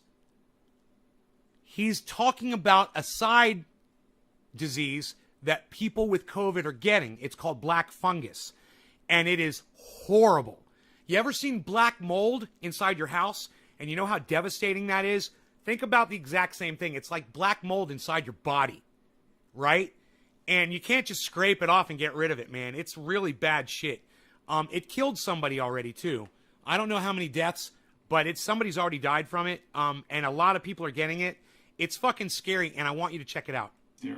But there are likely other factors as well. Sometimes there are mucormycosis outbreaks in hospital settings. These outbreaks have been linked to adhesive bandages, wooden tongue depressors, hospital linens, negative pressure rooms, water leaks, poor air filtration, non-sterile medical devices, building construction, but also oxygen face masks and humidifiers help people with COVID-19 breathe easier, and they deliver oxygen to their lungs. These devices can make it easier for the black fungus to invade the sinuses and cause infection. The majority of infected people have diabetes and have recently recovered from COVID-19. So according to recent reports, 85% of people with mucormycosis also have diabetes. Of the 220... What do people with diabetes have in common? ...initially diagnosed, 212 were COVID-19 positive. 29 were not given steroids. 12 were considered to be immunocompromised, and 21 had another medical condition. The symptoms of mucormycosis depend on where the fungus is growing in your body. The most common site of infection in patients recovering from COVID is the sinuses and the brain. The symptoms would then be similar to those of a sinus infection, so facial swelling on one side of the face, headache, nose or sinus congestion, black sores on the bridge of the nose or the roof of the mouth, and fever. So the black sores are a feature of black fungus and are not usually found in more typical bacterial and viral sinus infections. As the infection gets worse, these symptoms can progress to blood-tinged, runny nose, bulging eye, difficulty fully closing the eyelid, difficulty moving the eye, visual problems, and black pus draining from the eyes. When the infection involves the skin, there are blisters or ulcers that may eventually turn black. You may also experience pain, warmth, redness, and swelling around that area of infection. These are signs of inflammation which indicate that your immune system is fighting the infection. As a skin infection... I'm going to go back. I want to find this one part. I don't know where it is. Poorly controlled blood sugar are more likely to develop It might be right about here. Go into the sinuses, which are air chambers found in the facial bones. Sinuses are air pockets that serve to lighten the skull, provide resonance for speech, and moisturize and warm the air that we breathe. The infection can spread from the sinuses to the brain or the eyes. People with diabetes who have poorly controlled blood sugar are more likely to develop a black fungal infection of the sinuses. Listen. Same for those who've had a kidney transplant. Lung mucormycosis is most common in those with a very weakened immune system. Dude, I don't know where he talks about it, but we'll get to it. We'll find it. It's in here somewhere. I'll put him on fast, and we'll find it, because it's only a 10-minute video. After having cancer treatment or an organ transplant. Skin mucormycosis develops when the fungus enters the skin through a scrape or cut in the skin, and this is the most common type of black fungus infection in people who have a healthy immune system. Disseminated mucormycosis occurs when the infection spreads throughout the body via the bloodstream. The fungus invades the blood vessels, reducing blood flow to organs and tissues supplied by these damaged blood vessels. Now, when that blood flow is decreased, the tissues can't get enough oxygen and nutrients, and then they start to die. Dying tissue turns black. Black fungus grows well on dying tissue. After passing through the blood, the fungus usually affects the brain, but it can also affect the spleen, heart, and skin. An opportunistic infection takes advantage of you when your immune system is weak. We use steroids like dexamethasone, aka Decadron, to treat sicker people with COVID-19. When COVID-19 gets into the lungs, meaning COVID pneumonia, the immune system is stirring up this crazy amount of inflammation there, which can do a lot of damage. So we try to minimize that inflammation with steroids. Sometimes, for very severe COVID pneumonia, we also give a drug called tocilizumab, which also makes the immune system weaker. Unfortunately, this can lead to black fungus infection, not just because it suppresses the immune system, but also because steroids increase blood sugar levels. And fungal infections love sugar. Sugar is their go-to for nutrition. People with Boom! 440. There it is. I found it. I'm so happy I found this. All right? Everybody listens to this over and over again. infections love sugar. Infections love sugar. Fungal infections love sugar. Fungal infections love sugar. Fungal infections love sugar. Fungal infections love sugar. Fungal infections love sugar. Fungal infections love sugar. Fungal infections love sugar. Fungal infections love sugar. That's anything that's on a fungus, anything that's fungus related, right? Athlete's foot. I've stopped eating sugar. Does that mean I'm going to stop getting athlete's foot? You know, I've gotten it maybe twice in the past 10 years. Athlete's foot, maybe 3 times in the last 10 years. But I always use triage oil to get rid of it, and it goes away within a day or two. Now, I wonder if I never put triage oil on my toes again, if I just stop getting it because I'm not eating sugar anymore, it'll be interesting to find out. But that fact right there, fungal infections love sugar. You guys, I'm telling you to stop eating sugar. And we're finding out that even the kids over there at the Branch Davidians, the goddamn cult over there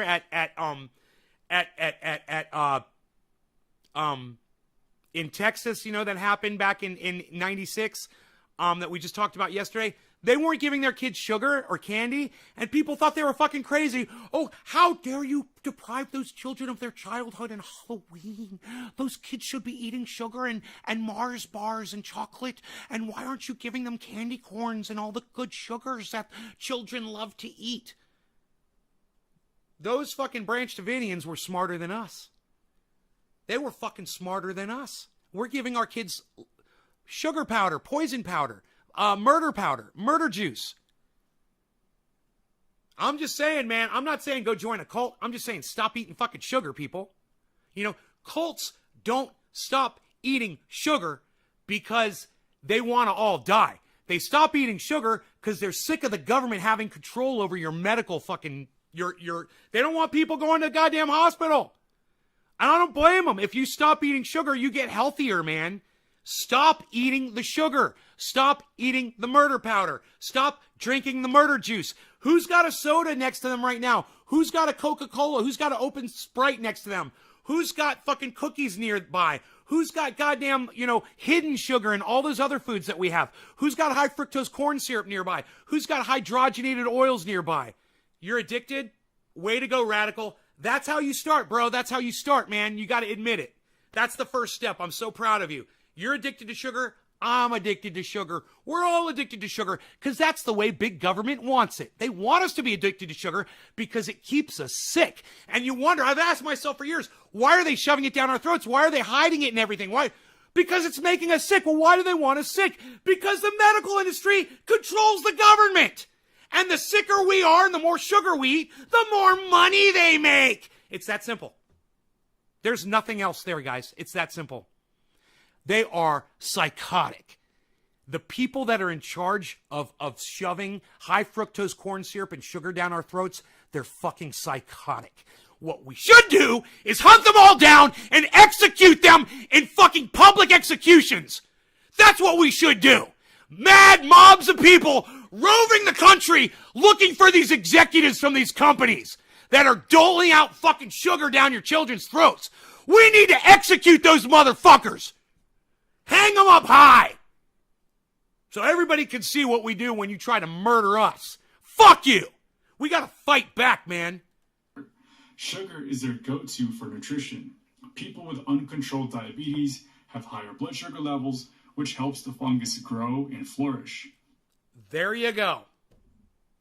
There you go. And it's just not me speaking facts. I'm usually parroting somebody who's way smarter and higher educated than I am. Hirely. I'm making up my own stupid word. Dude, I'm just trying to save your lives. And if you don't perceive this as such, then go fuck off. I don't want to save your life. You don't like me? Good. I don't want to save your fucking life. You like me? You like this content? Well, then you're the person that I'm talking to. You know, if you don't like this content, fuck off and go die. Go eat your sugar. You know, go smoke your tobacco and go out there in the heat and get your fucking self killed. I don't give a fuck. I don't give a fuck about you. I care about my fucking loyal audience members, the ones that come here, they struggle to try to make this show happen for me. Those are the people I give a fuck about. Those are the people that this content is for. If you don't agree, if you don't like it, just leave. Go leave and die off with the rest of humanity that's going extinct. Come off grid with me, man, and survive for a few extra years. We'll have plenty to live for, man. You know, just going out and watching my garden grow every day, it's beautiful, man. It's a fucking beautiful thing. There's something about watching those plants pop out of the soil, man, and get bigger and bigger and know that that's going to nourish me at some point. I just love that. You know, I just love it. Look at the flames. Look at the flames. I like this content, Radical Left Agenda. Thank you, Radical Left Agenda, Leftist Agenda. But still addicted to sugar. No, it's okay. You're addicted to sugar. You got to admit it. And listen, when you realize why you're addicted to sugar, you should just stop eating it. You realize that you're addicted to sugar because someone in the government thinks that they should poison you to make you sick so that you'll go to the hospital so that they can make more money off of you. Understand that. That trickle down, it goes all the way back to Nancy Pelosi and AOC. You know, so you're making them rich. Every time you eat sugar, Nancy Pelosi is laughing and laughing and laughing at you. AOC is laughing at you. They don't care about your lives. They'll fuck you. They don't care about you. They're laughing at you. If that doesn't make you stop eating sugar, then go eat sugar and go die, motherfucker, because you don't even care about yourself, you know? Any tips to quit smoking nicotine? Yeah, smoke cannabis instead. Every time you feel an urge to use a cigarette or nicotine, switch to cannabis. It's healthier and it won't give you lung cancer. It'll also take that craving away that you have for smoking. Immediately, it goes away. You know, for 5, 10, 20 minutes, whatever, until you can get on with your life and get past that cigarette mentality, that being fulfilled by tobacco. You'll see, man, cannabis will do the exact same thing and better because it's healthier for you. You'll feel better. You know, you guys can look like this and smoke fucking cannabis. You know, it's not going to prevent you from being healthy. I promise you. Look at Robert Mulligan, man. They're building so many hospitals in Florida. They want us in the hospital. DC, right? Yeah. With her, because of all the diabetes, bro, they're literally poisoning you into the hospitals. They love it. They think they're so clever. With her ice cream freezer with real sugar, right, Radical? Lol, word. BBC did our fires and temps migration, all climate related, so they got regular viewer. Steve Running, I don't know what you're trying to say there, buddy. I have no idea what you're trying to say in that sentence, as usual. It would really help me, man, if you could express yourself a little bit more so I could understand what you're trying to say. Those fucking Debbie cakes, son. Ugh, right? The craving. Stop buying them. Stop walking into that store. I'm drinking coffee out of my triage oil cup. I fucking put sugar in subliminally. I gotta quit today. There you go. Steven, makes you sluggish, but it takes the impurities out of your body. What makes you sluggish? Cannabis? Makes you sluggish? Stephen, you make you sluggish. Stephen Culbertson, you make you sluggish. If you want to get on cannabis and act sluggish, that's on you, bro. That's on you. I like to smoke cannabis and I like to do shit like this while I'm on it. Wow, I'm real sluggish right now. Boy, look how sluggish I am. I'm so sluggish. Look how sluggish I am. Oh, he's so sluggish. I don't think I've smoked yet today, actually. Have I not smoked yet? I don't think I have. But I'm in that mode. And I'll do that throughout the whole show, man. While I'm smoking, I'm not sluggish. You know, you make you sluggish. You bring you down, bro. You have the mentality that cannabis makes you sluggish. And I will show you a motherfucker who will... What the fuck? Dude, what is going on here? I forgot to put on my... Did I? No, I think I put it on. I can't believe this. What is going on? What's with the... Dude, that's what they said happens when you stop eating sugar, is you start losing water weight. This never happens to me, bro. Ever. This never fucking happens to me. Now, granted, I wear black shirts, but it's never wet under here, man. I am losing water. I'm drinking water, guys. I'm literally drinking water. Oh, sugar makes you sluggish. Fuck yeah, it does. I thought I was talking about cannabis, bro. Yeah, sugar makes you sluggish. Yes, it does. I eat sugar. I have chocolate, Oreos, chocolate milk, whipped cream, and I go to bed and I crash. Sugar crash. And it's not like I have energy for 20 minutes and then I go crash. It's as soon as that sugar hits my bloodstream, boom, crash. Thank you for straightening me out there, buddy. Yes. This man says sluggish, but at the same point, I'll smoke like 2 J's and do yard work plus do work in the garden. Right, now we know he was talking about sugar, not cannabis. Man, I wish you guys would fucking speak in full sentences when you talk to me, so I know what you're talking about. I just gonna throw that out there.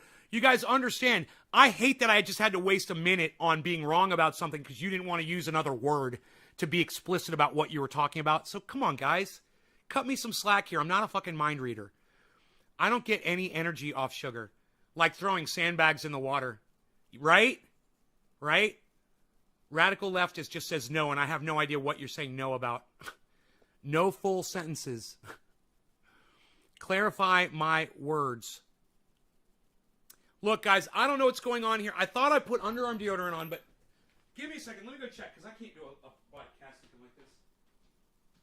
I don't know what the fuck happened.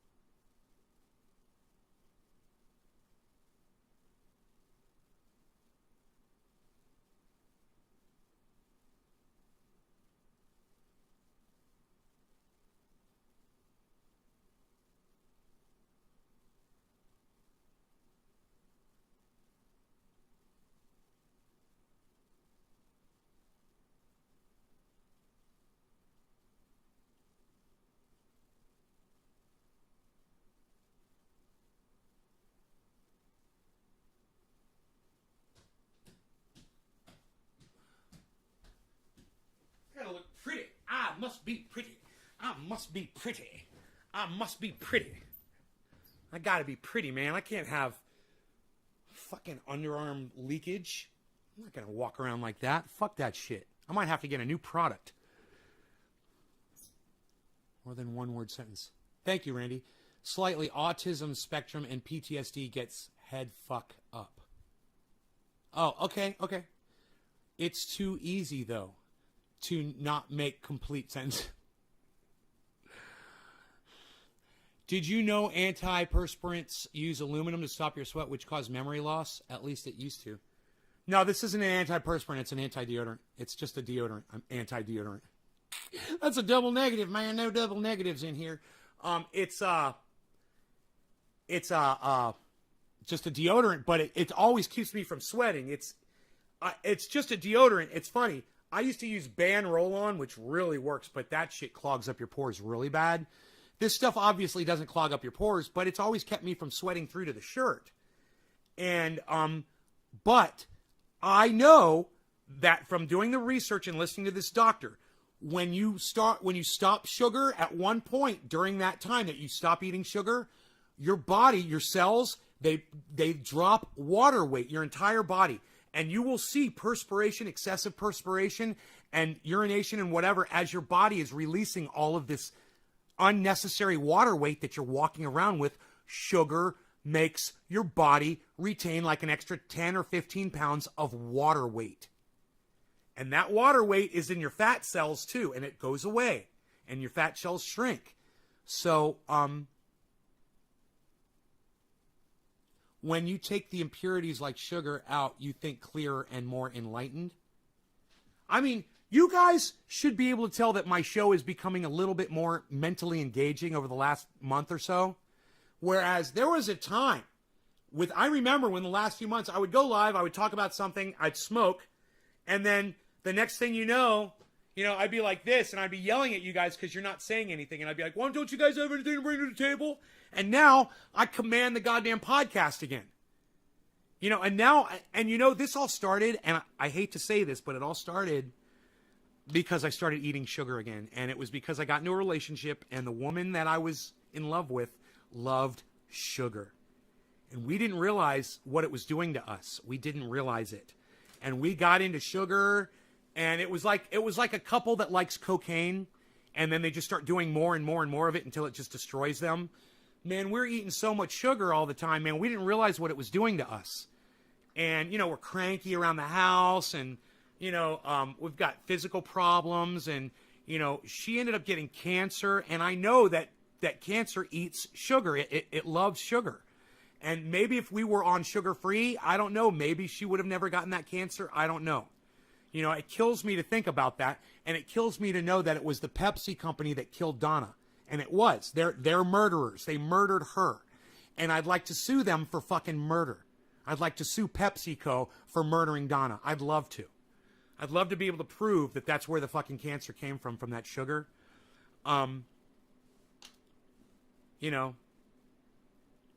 They extinguished a light in my life that can never be lit again. Fucking Pepsi, bro. But, it's nobody created this planet. There's no God. You can't expect things to just magically happen or beautiful things to always be beautiful because it's just a mistake that we're even here right now. We're not going to be here much longer. We were just a blip in this universe. And it may never, ever, ever happen again in all of time. It may never happen again. Shahar Golan, you're from Israel? Right on, buddy. You miss me, Shahar Golan? Shahar, I don't know you. What, have you been watching my show? Right on. You used to never eat sugar. Right? There was a time when I didn't eat sugar and I was really aggressive and the show was doing really well. And I got into that relationship, and within a month, I was drinking Coca-Cola. Within a month. And then after the relationship, to kind of make up for the sadness and the loneliness, then I started ordering cases of Oreo cookies. Not a box, but cases. 12 fucking boxes of Oreo cookies, and I'd put it in my cupboard, and I'd have Oreos every day. I wasn't addicted to them, but I enjoyed them, and it was just something that I did and I didn't even think about. I never craved Oreo cookies. I kind of forced them on myself, and stopping was so easy to do. When I stopped eating Oreos, people say Oreos are just as addicting as cocaine, and I totally disagree.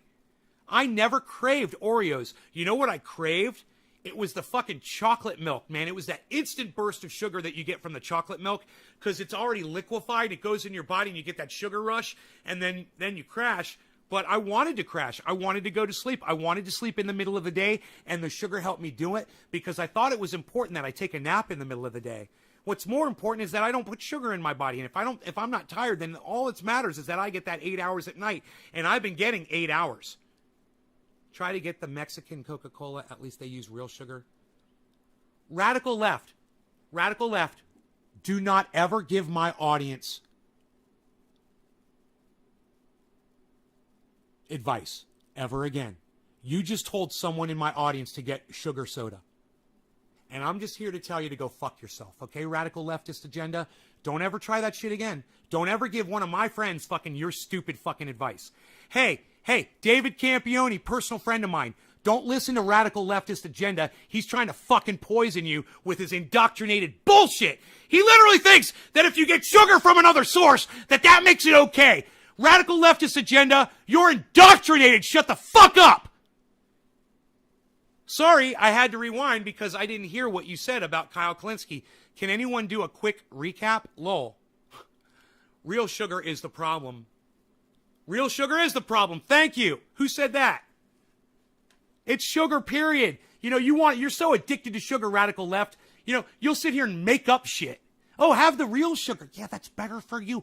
Yo, David Campione, get the real sugar from Mexico. Mexican sugar is better because it's real sugar. Get that sugar instead. Mr. McDabberduber, thank you, buddy. I appreciate what you said. All sugar is bad. Yeah, DC doesn't need you to fucking lie to him about sugar. He knows all sugar is bad. What about coffee? Stephen Culbertson. Coffee's fine. Coffee does not have sugar in it. Drink coffee with no sugar. I'm doing it right now. And don't put artificial sweetener in it. Get used to black coffee like a goddamn commando. Pretend you're fucking Rambo drinking that shit. Toughen up a little bit. Toughen up a little bit. I'm sorry, I'm owned by the government. And your name is Radical Leftist Agenda, and you say, I'm sorry, I'm owned by the government. You are, bro. You are so indoctrinated. So I'm going to unindoctrinate you. I'm going to fix your brain, bro. And the way to get you to start your brain working better, guys, your IQs will go up when you stop eating sugar. Your ability to look at something and analyze it and see it for what it is, that's going to improve. The speed at which you do that will quicken. You will be sharper. Your words will come to you better. You'll be able to type out something in a full sentence to me instead of being no or yes or I agree. You know, you'll actually be able to type a whole sentence that makes sense, and I'll read it and I'll be like, yeah, right? Oh my God, I love this shit. I love when you guys are talking to me in real sentences and making sense, right? I love that shit. I love the communicating. Fructose is killer powder. Yeah, murder power. It's murder powder. Murder, not killer, murder. They're trying to murder you, bro. They're not trying to kill you. They're literally planning it. They're murdering you. It's premeditated murder. You know, they are guilty of premeditated murder. Go ahead and make a clip of this and put it on the goddamn internet. Big Poison is guilty of premeditated murder, and since corporations are people, my friend, we need to put them on trial and put all the corporations that are people, my friend, in prison, and the ones that are guilty of murder, they need to be executed until they're dead. It's the sugar, right? No sentence, it's the sugar. Murder power. Yes, I drink bottled water. Hey, Steven, yeah, bottled water is okay, but it's even better if you use your own filtration because bottled water is a fucking lie, too. You're going to pay money and trust those motherfuckers to filter your water? Dude, listen, all the money that you would spend on bottled water, Steven, you could just go get yourself a Brita filter. Get a Brita and a zero water, okay? Take the Brita, filter it. Then take the filtered Brita water, pour it into the zero water filter, okay? Let that filter. Drink that. Your zero water filter will last forever if you pre-filter it with Brita. I don't know how bad the ppms are in your water, but it might not last as long as mine because I have 30 ppm well water. Sometimes it's 40. It goes to zero real easily. Nestle adds sugar to their water. Are you fucking kidding me, Billy? Is that on the bottle? You're lying. You're lying, right? You're lying, right? That's got to be a lie. You're joking. Callie, hey, I haven't seen you in forever. How's it going? I hope things are going better for you, honey. I'm assuming they are because I haven't heard from you. I'm out of covfefe. Fuck that coffee. I'm out of it. Well water tastes so much better to me, depending on where the well is, as long as it's not a sulfur well, right? Sulfur water, not so much. So let's bring up the grow so you guys can see how the plants are doing today. I think we may have had that on earlier, but we're going to bring that on again just so you guys can see it. And if you want to take a screenshot of the grow, There you go. If you guys want screenshots of it, you can put that on your desktop if you like that. I actually have had people tell me that they appreciate that, and they do use it as a screenshot on their monitors and stuff. So you can go ahead and screenshot that, hit print screen, and save it into a graphic image file from one of your graphic image. I use IrfanView to save images. I believe Billy is right about Nabisco. What's disturbing is they put all these sugars in fruit juices for kids, so before they even have a chance to get educated about nutrition, they're already slurping it down by age 2. McDabber, right? The bottled water companies here in North Carolina get their water from Salisbury, North Carolina, and just bottle it from the tap, no lie. Right on, Josh. What about alkaline taste? Will it taste that away also? What about alkaline taste? Caliana, I don't know what you're talking about. Tanner, nice gun. Thank you, Tanner. No joke, the fruit-flavored pure water has 3 grams of sugar per bottle. Oh, fruit-flavored. Oh, I thought you were talking about bottled water. Well, yeah, I'm sure, something with a flavoring is going to have sugar in it. I thought you were talking about straight bottled water, bro. They add minerals for flavor. Protein is a food that has good nutrients and good for you. Protein is a food. Huh? Protein is a food. I don't know what you're talking about, Steven. Kellyanne, nay, I'm great, thanks. The plumbing passed inspection yesterday, and I flushed my toilet for the first time. Okay, good. Oh, my God, that was fast. They fixed that fast. I'm so happy for you. We'll talk. Thank you for telling me that, Callie. Good. I'm so glad. All right, I have not smoked yet. We are 1 hour and 46. You guys, have I done this show for 1 hour and 46 minutes and I have not used cannabis yet? Do you guys realize that?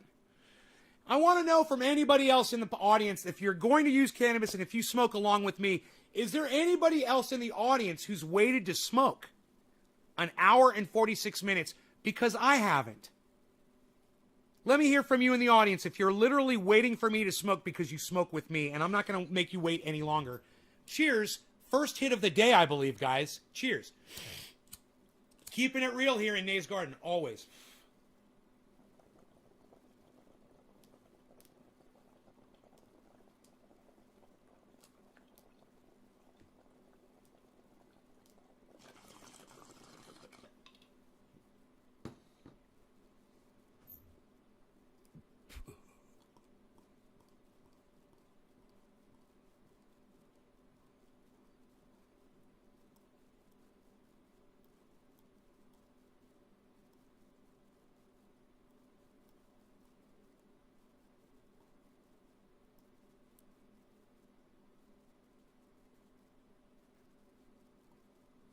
You've been waiting 10 minutes? Well, cheers, honey.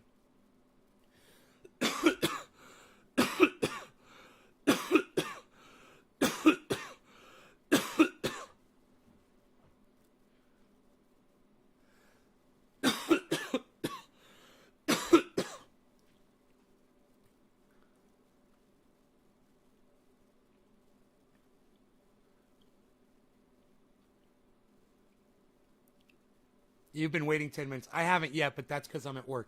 The plants look great, says Karen. Work is lame. I recommend it to no one. Joking. I do sometimes, but this morning I had to start a little early on my smoke session. Still got half a joint to burn with you. East, baby!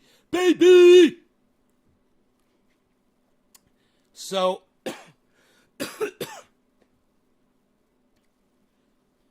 I can't believe I love doing the show. I can't believe we've been live for 1 hour and 48 minutes.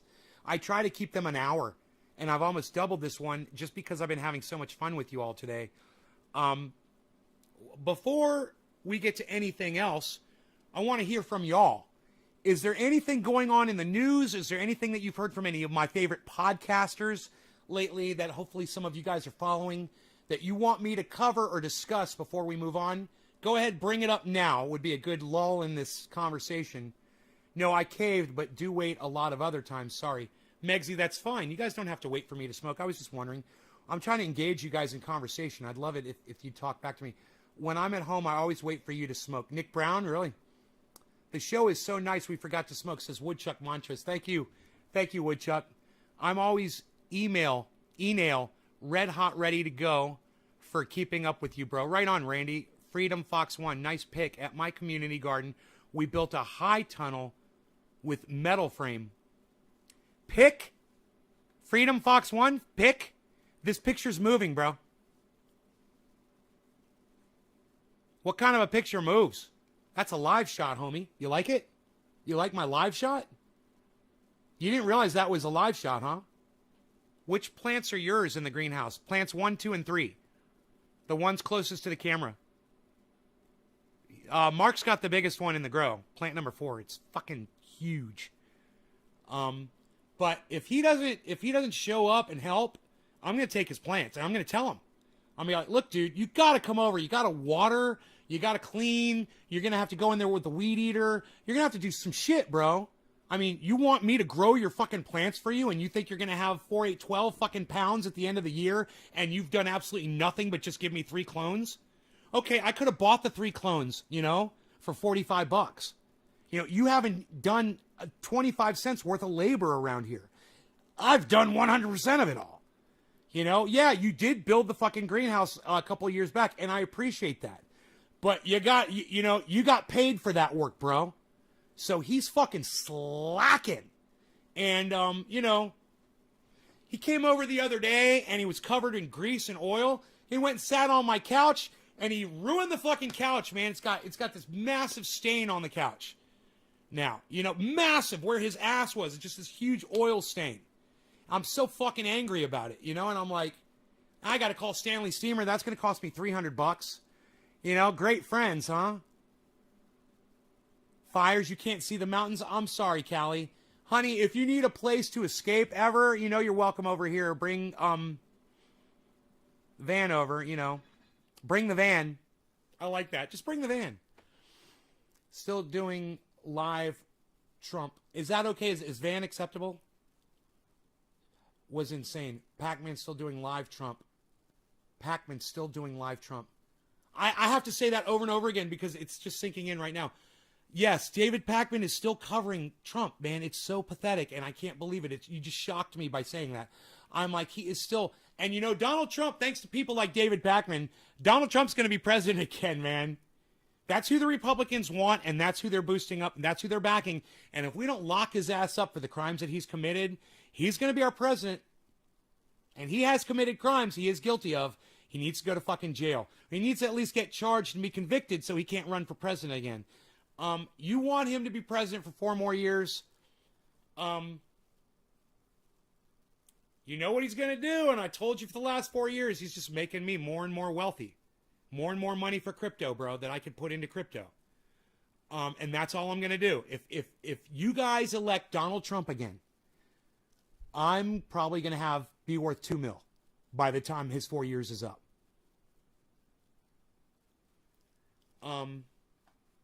Maybe even more. Because he's going to give my corporation so much leniency. He's going to pull back all of the taxation on my corporation. And they're going to have so much more money. And they're just going to have to give it to us, the stockholders. Which all corporations are going to be doing. And the poor people that go to the ballots and vote for Donald Trump, they're not going to see any of that money. You're just going to believe the trickle-down lie. And you know what you're really getting trickled down on? You know what the trickle-down is? That's us wealthy people pissing on you poor people. That's what that is. And if you want that, elect Donald Trump for 4 more years. And you might even get him for 8. You might even get him for a double term. Is that possible? Is that legal? I really think it is, but I'm not sure. I don't know. Could Barack Obama come back and run again? I don't know. Maybe not. Maybe they are only allowed to serve 4 years, 8 years total in a lifetime. I don't know what the rule is. But maybe we can only get him for 4 years, and for that I would be thankful, at least for that. But if you don't want us wealthy millionaires urinating on your fucking heads and your children and your wives, if you don't like that, my dick's in my hand. I'm spreading the urine around. That's what I'm doing right now.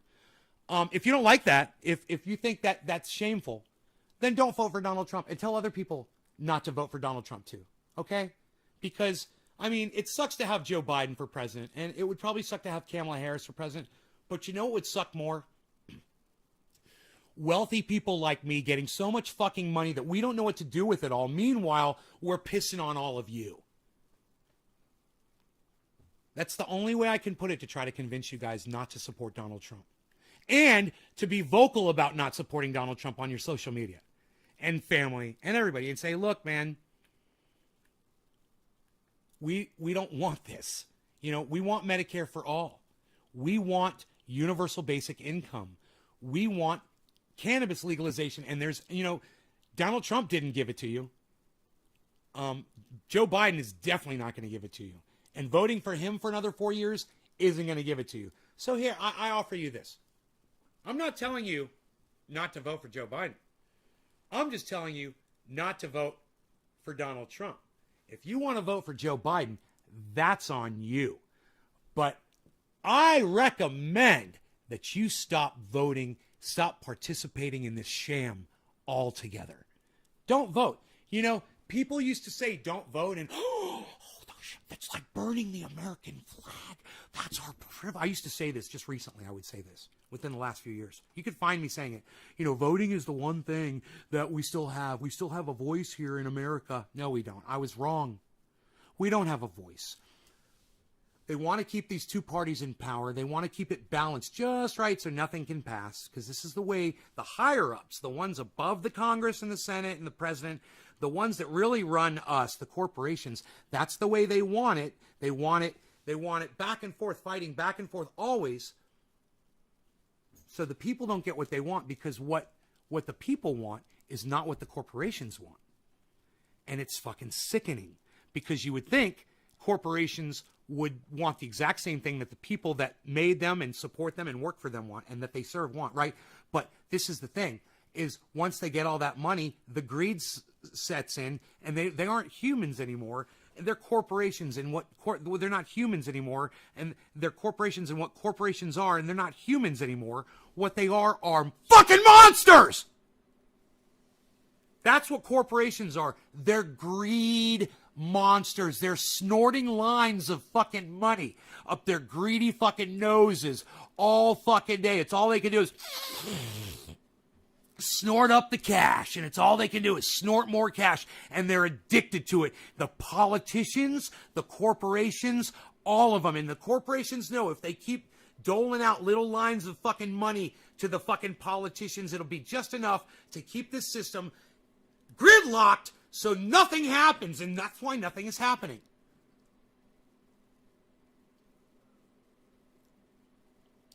And this is exactly the way the corporations want it. And this isn't a secret, man. I'm just repeating George Carlin, man. You know, he told you this is exactly the way the corporations want it. It's one big club, and you ain't in it. I love the way he says that. It is a big club. It's a giant club. You know how many millionaires there are out there? Well, I'm one. Jimmy Dore's probably one. Cenk Uygur's definitely one. Anna Kasparian's a fucking millionaire. You know, there's a lot of podcasters. Ben Shapiro. Candace Owens is probably a millionaire. I'm sure the net worth of Alex Jones would fucking blow your mind. You know, there's a lot of us out there. There's a lot of people that are worth more than $1 million.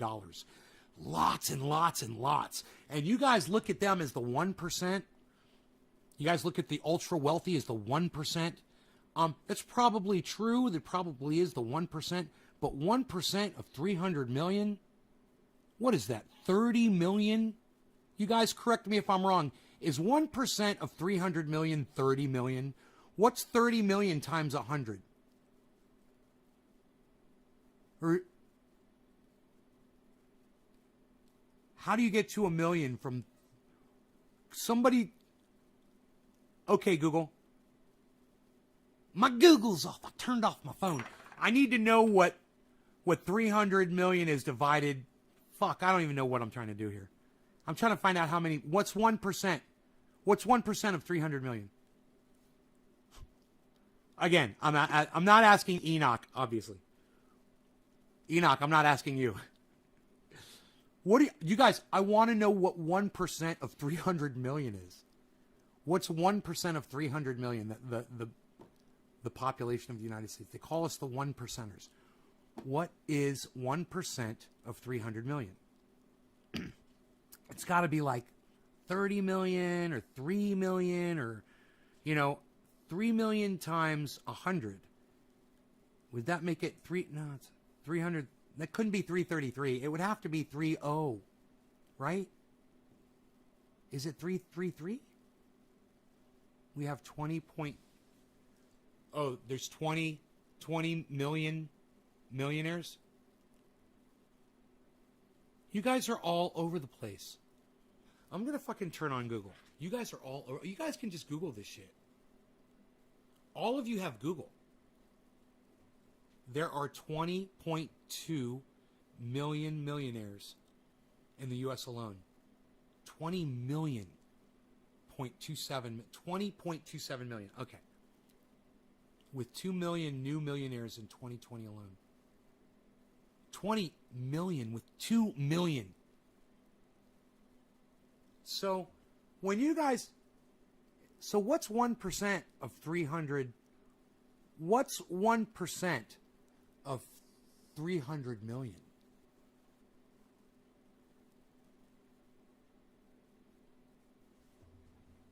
Suck my dick, Samsung. Okay, Google. Okay, Google. What is 1% of 300 million? The answer is 3 million. Okay, 3 million. Okay. So, they call millionaires in the United States the 1%. It ain't that. It ain't 1% anymore. Okay, Google. What percentage of 300 million is 20 million? These came back from a search.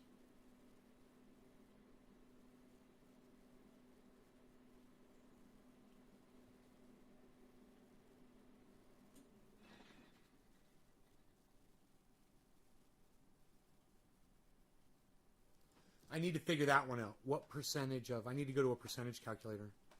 There's percentage calculators on the internet.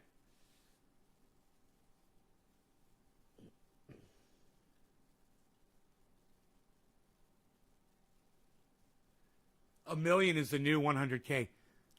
Dude, are you telling me that what did we say 1% of 300 million was?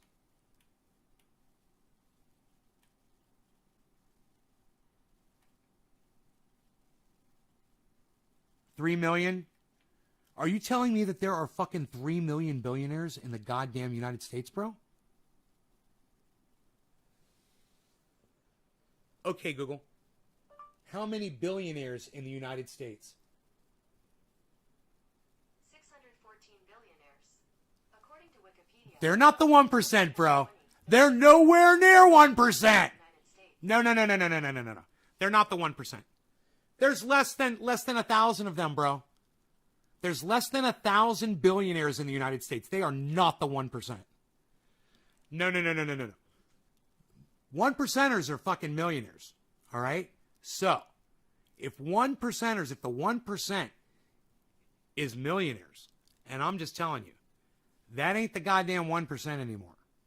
There's so many fucking millionaires here. You said there's 20 million fucking millionaires in the United States? And none of those motherfuckers give a fuck about you. None of them give a fuck about you. You guys thought it was just this little 1%. I was just like, yeah, it's just like 3 million people. No, it's not 3 million people. It's 20 million people. It's not 1%. I don't know what 20 million is of... What percent is 20 of 300? Okay, Google. What percent of 300 is 20? According to less than B greater than percentage less than B greater than calculator. Percentage calculator. 20 is what percent of 300? Equals 6.67. 7. 7%. Not 1%. It's the fucking 7% now. Yeah. You hear that, oh, the 1%, they're wealthy. No, it's fucking 7%. Just so you guys know where the numbers are. They want you to think that there's not a lot of them, so they call them the 1%, so you guys don't realize how many there really are.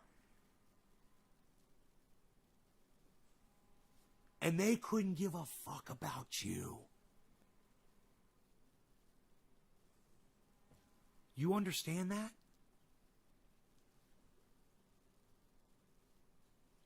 Jake Uger and Anna Kasparian don't give a fuck about you, man.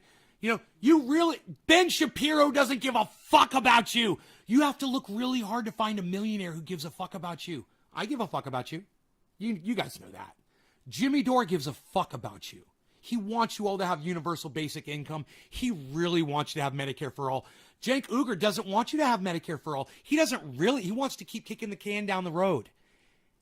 He doesn't want to identify who the people are that are against it so he can vote them the fuck out of office right now. No. He wants to keep that all secret because if you keep it secret, he can make more fucking money. You know, Katzenberg cash.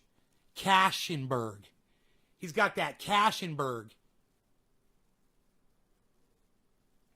And that Cashenberg turned into a big fucking Hindenburg, didn't it? And fucking caught on fire and crashed for the Young Turks. And they're going down in fucking flames. Boy, oh boy. While Cenk sits there and says, oh, subscribers are going up. We're getting more and more people. Dude, you guys are fucking huge. Yeah, there's a bunch of idiots out there that are subscribing to your channel. But the people who are paying attention, not the sheep, the people who are paying attention, the actual activists, they all know, bro. They all know. You take your sheep and you keep bolstering your fucking, your cherry-picked points with sheep. While Jimmy Dore gets fucking hardcore activists that are literally paying attention, that are listening to the words, Cenk.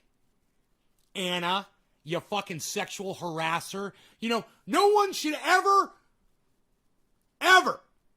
mention Anna Kasparian's name ever again without first saying sexual harasser accused by Jimmy Dore, Anna Kasparian, accused sexual harasser, Anna Kasparian. I like that one. Accused sexual harasser, Anna Kasparian. Yeah, she is an accused sexual harasser. That is what she is. And Jimmy Dore accused her of it. And that's what she is. And Jimmy Dore is a reputable man. There's a lot of people, including myself, who would stake their reputations. Oh, by the way, for those I want the 24 of you to know, because you're going to love this, why am I holding this up? Why would I be holding this up? For the 24 of you, I know there were more than 30 people here, and some of them were trendies and they left. So for those of you who are still here after 2 hours, I waited.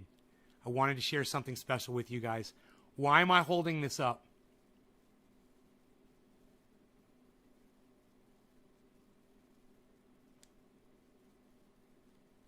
Anybody? Steve Running got it. Because and go on. Steve Culbertson says remedy. You're so out of the loop, Steve. Sent those to Jimmy.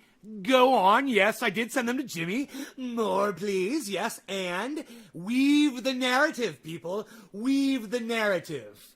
Oh, weave the narrative. Let me hear the rest of what you should be saying. Keep going. Keep going. Keep going. Karen is wrong. Nope. Karen will get none and like it. Yes, Nick Brown. And they responded.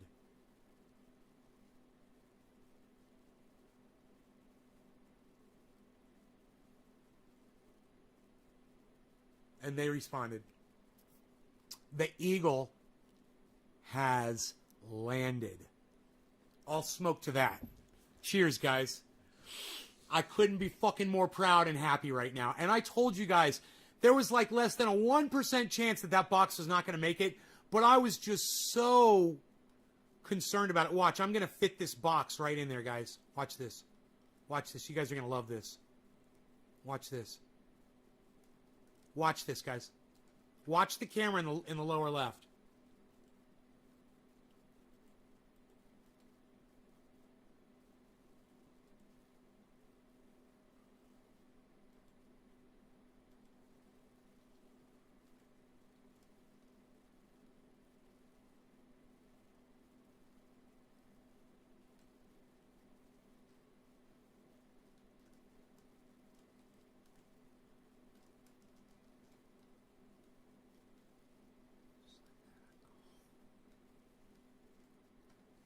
Boom.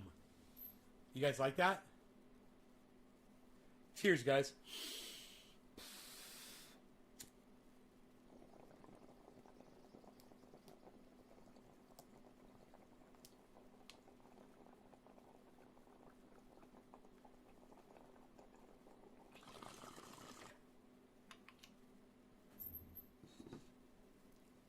No, there's a bottom. There's a bottom, Billy. It holds the dirt in.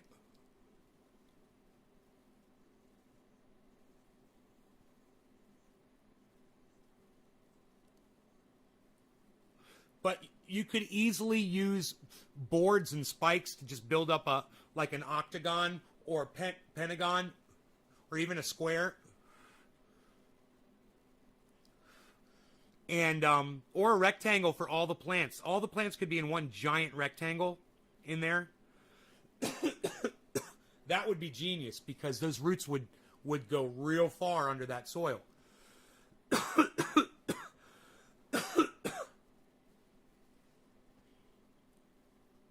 Enoch, I told you, can you buy more data? I will buy it for you. Enoch, I will buy your data for you. Can you buy more data? Let me know.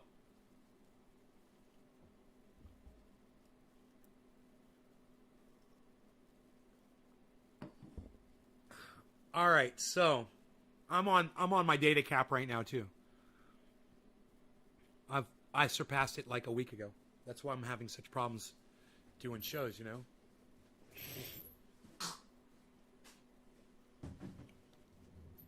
You know what I mean, Vern? Know what I mean? So we're talking about the grow pots. So check this out. You fill the grow pots, Billy, before you put the roof on, and you rent a Bobcat with a bucket. That's what I did, with tracks on it. You know, it had tracks on it and had the joysticks. And you scoop up the dirt that was dumped there by a dump truck, and you go over and you dump the dirt right in the bags. And it's so fucking easy, and you're done. Boom. Only takes it only took like 3 buckets per bag or something like that. It's simple. That's how you do it. If you have Wi-Fi, shut down data till you leave.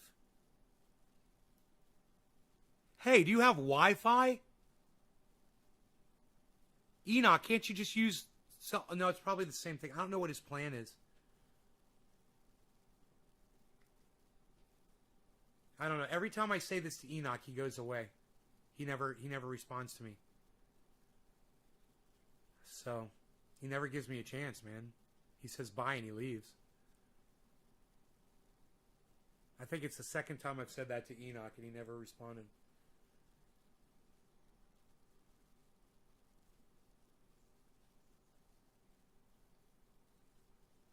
So,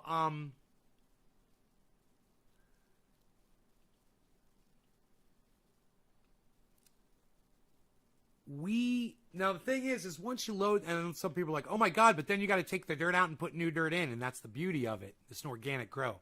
You never have to replace the dirt.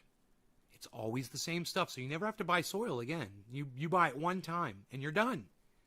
You're making vegetable compost in a separate compost pile, far, far away from there, hopefully, because a compost pile can attract bugs and things like that. You don't want it near your plants.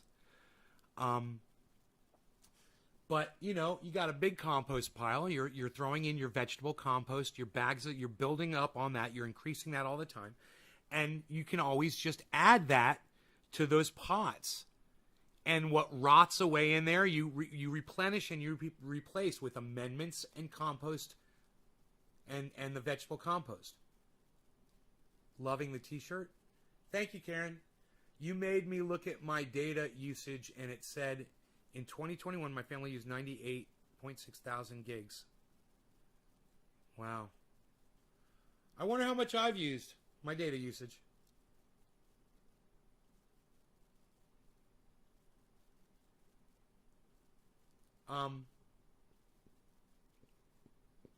You can see the weed eater hanging there on the far left.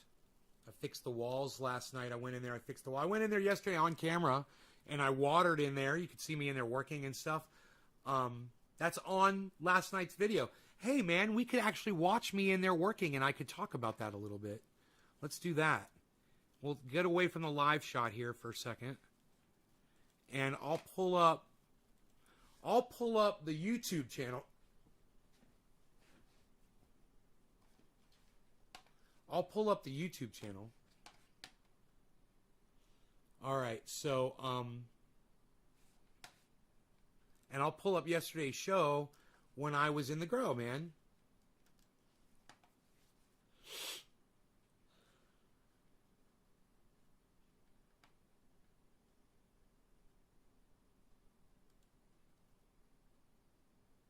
Oh, Breaking Points is live right now.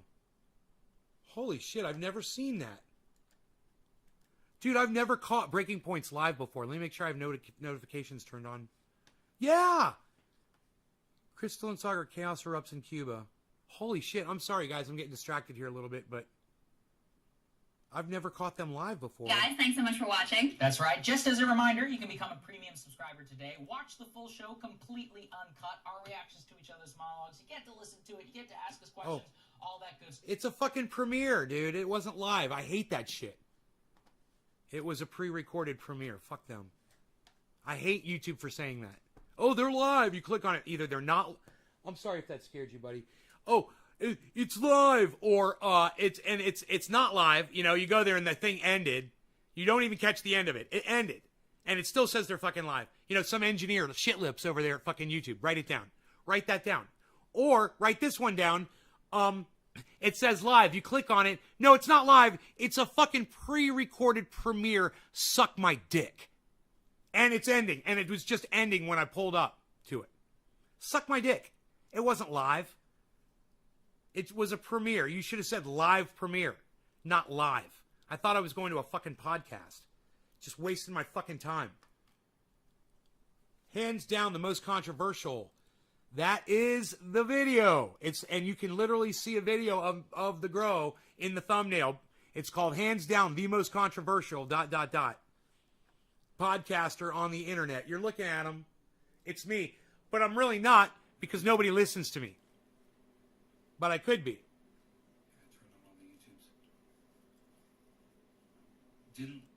All right, let's go to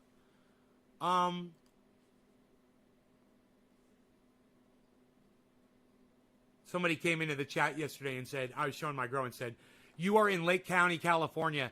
And I blocked him and I was like, yeah, I am. And everybody fucking knows it, you dumbass. I talk about it all the time. You fucking idiot. Fucking little doxer wannabe. Little fucking. Oh, did you hear me talking right there? That was cool. I said I was going down to the grow. Okay, so I'll get down in there in 30 seconds. I'll appear in the grow. Here we go. This should be fun, and I'll talk about this so you guys can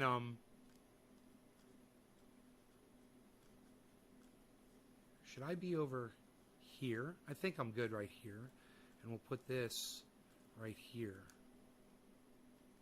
and we'll straighten it out. There we go. And enter trendy nay.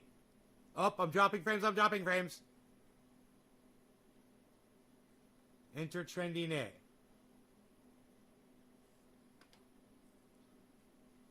Wash hands. Randy Church. You pay for live, nay. Steve Running. You pay for live. It keeps the moles out, and it works really good. So the give and take with the chicken wire is you have a problem with weeds popping up. So what I'm thinking about doing is laying down panda wrap in there. Once I am completely eradicated, I might even level the floor out a little bit. I'm not sure about that because Mark built it to the contour of the ground. So we might just leave it like that. But I'm still going to panda wrap the whole bottom because I think I've got enough. And it'll be all white in there, and that'll just help seal it up a little bit more, too. There won't be one less place for bugs to come in, you know. And the weeds will no longer receive light, so they hopefully will stop growing because there's panda wrap on top. The problem is moisture can come up from the ground when you do that. So I have to kind of try to figure out exactly how I'm going to deal with that. I'm going to talk to a couple of growers and see how to deal with it. You know, it might be a little bit of a raised floor if I have to do that, where it'd kind of be cool. Imagine this. There's 2x4, you know, flats, or not even 2x4, but long, because we've got all the wood in the world. So we get these long planks that go all over about 3 inches off the ground, right, a little bit higher, and go right up to the pots, and then they go all the way up to the pots around. So it looks like the pots are coming up out of the deck, and that puts you up a little bit higher when you're walking. But it'll be kind of cool looking, and that'd be the only problem is we're gonna have to do something. We're gonna have to lay something down so weeds don't come up through that, you know. So yeah, a little bit of a raised deck in there would be really easy to build. I could do it myself. It would be really easy to build, you know. And I can cut the planks out once my the electronics arrive for my sawmill, which I don't even know what day they're supposed to get here. I've been waiting and waiting and waiting. So hopefully this thing will run my sawmill.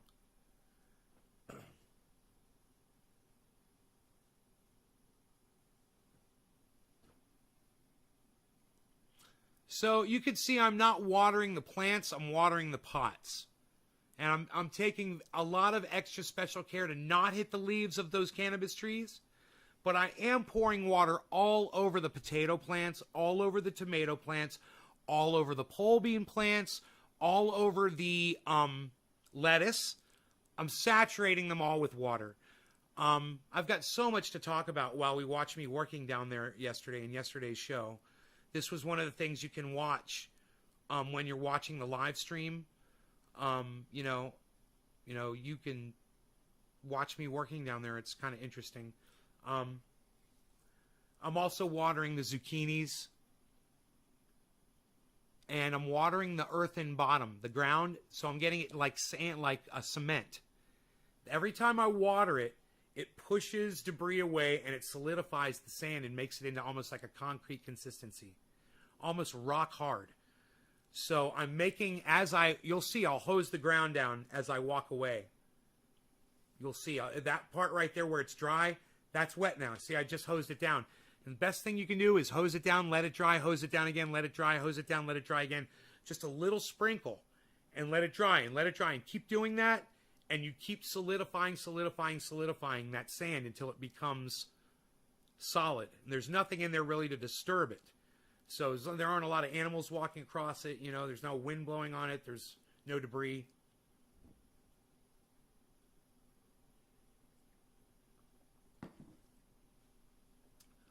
Okay, so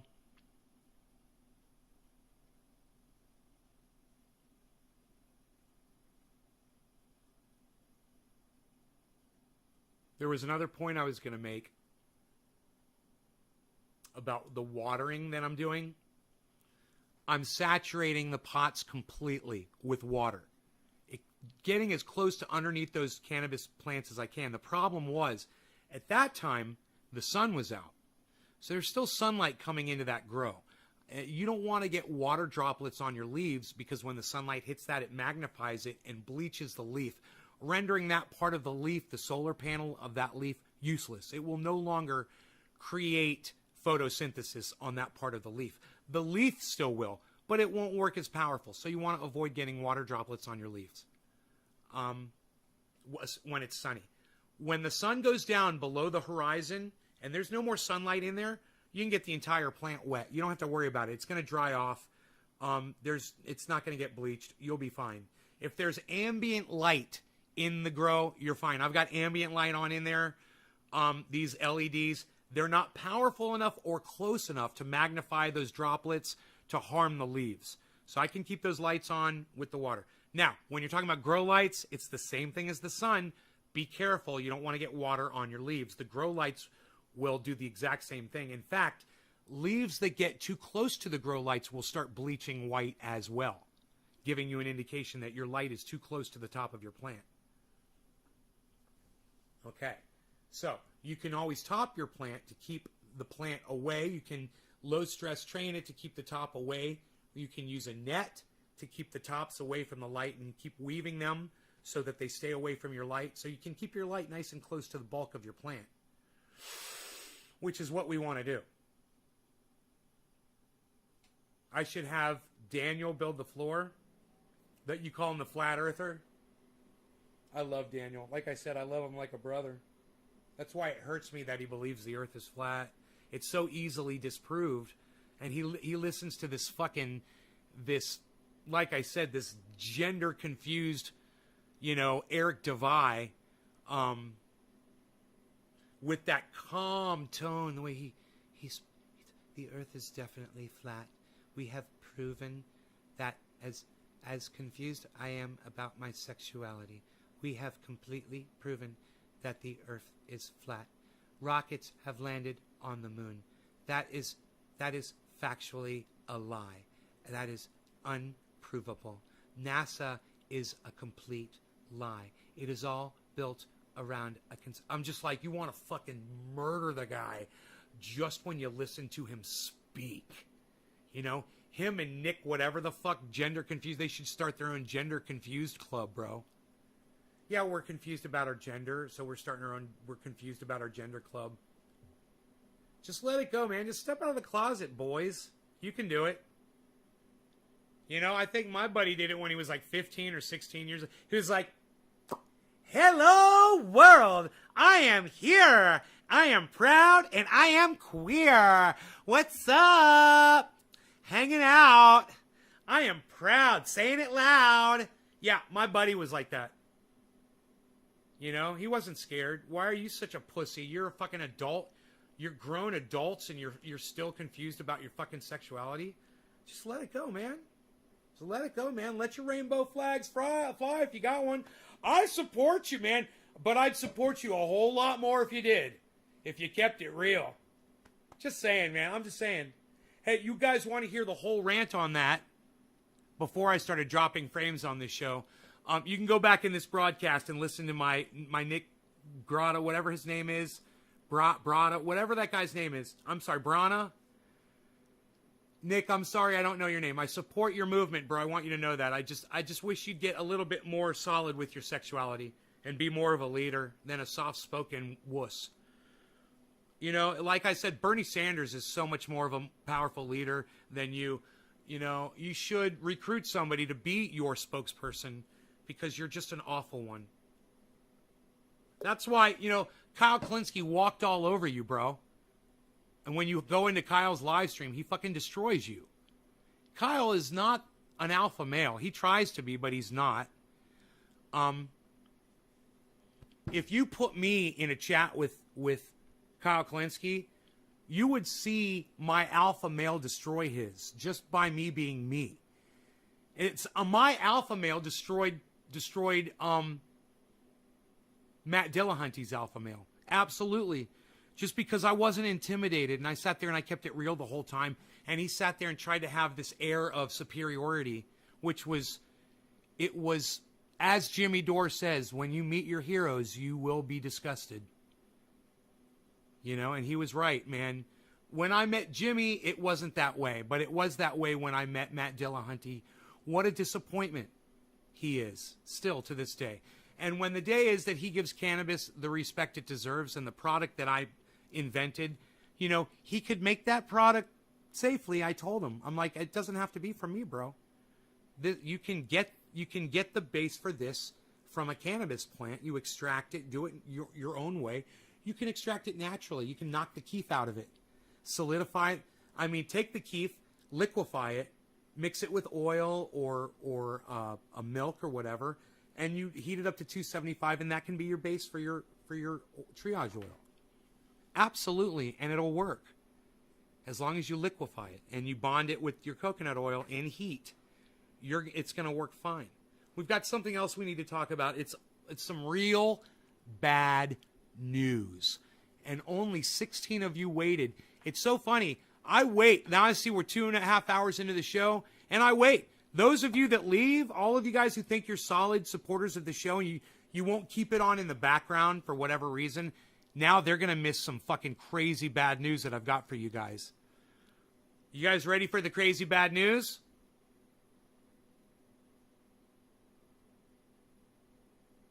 You met a guy named Carl Heavy P? You're bisexual? Right on, Karen. I like to teach about true U.S. history in schools. He does smoke, at least that's how he answered. I'm ready. Trendy Phil. I'm ready. The ones that leave are missing out. Stay to the end. Yup. All right. You guys don't leave your triage oils outside. And I told you you could, and I was wrong, and I'm here to tell you that I was wrong. And I'll say this on other live broadcasts as well. But what happens is the coconut oil will go rancid. I think that maybe if I put more peppermint oil in, if I mix more in, it might be the trick to keeping it from doing so. But the stuff outside that I've left in the heat, and it cools and it heats and it cools and it heats and it cools, it has gone rancid. Now, does that mean it doesn't work anymore? No! The good news is it still works. The bad news is it doesn't smell as nice. It doesn't smell coconutty and pepperminty. It smells like rancid coconut oil. Now, the smell of rancid coconut oil, it smells kind of like machine oil. It smells kind of like some sort of process oil that you would put on a machine to lubricate it, like a lubricating machine oil. It's gone stale, and luckily, the word rancid, I looked it up. It doesn't mean that it's not effective anymore. It means that it's got a bad smell, a bad odor, and that it's gone stale. But who's ever eaten stale bread before? Or stale cereal? Stale potato chips? I don't give a fuck. It's a little stale. Yeah, it's a little stale. Give me another one. I don't give a fuck. I got dip. Yeah, it's a little stale, but it's all I got. I don't have another bag in the cabinet. It's a little stale. I ain't got no more cereal. I don't care. I'll put milk on it. It'll be fine. Right? Well, with the triage oil, it goes stale if you do that. It will go rancid. And the good news is you can still use it. It lasts a long time. I've had that stuff outside for a long time, and I've used it for a long time, and it stayed fresh for a long time. But it's finally, and the heat, you know, it's been over 100 degrees outside. That triage oil has gotten up to 110, I guarantee you, has gotten up to 110 degrees. So, my advice, you could still keep it outside, just keep it out of the direct sunlight. If it's going to be over 100 degrees outside, bring it in the home. Take it inside. Don't let it get up to 100 degrees and cool and get up to 100 degrees. Now, I do keep my main triage oil warmed. It's probably at about 80 degrees, 85 degrees. I'd have to check it with a temperature gun. It hasn't gone rancid. The big 5-gallon jug hasn't gone rancid, luckily. But I'm going to keep it at a slightly lower temperature. It's melted still so I can get it on tap. But you really want to avoid high temperatures. This is what happened to me, and I don't want it to happen to anybody else. So when I told you guys that triage oil can be kept outside all you want, whatever, and I was so proud of it, I was wrong. it will go rancid, and it won't smell nice like mine does inside. It'll smell more like something you don't want. Let me go get some, and I'll describe to you what the smell is.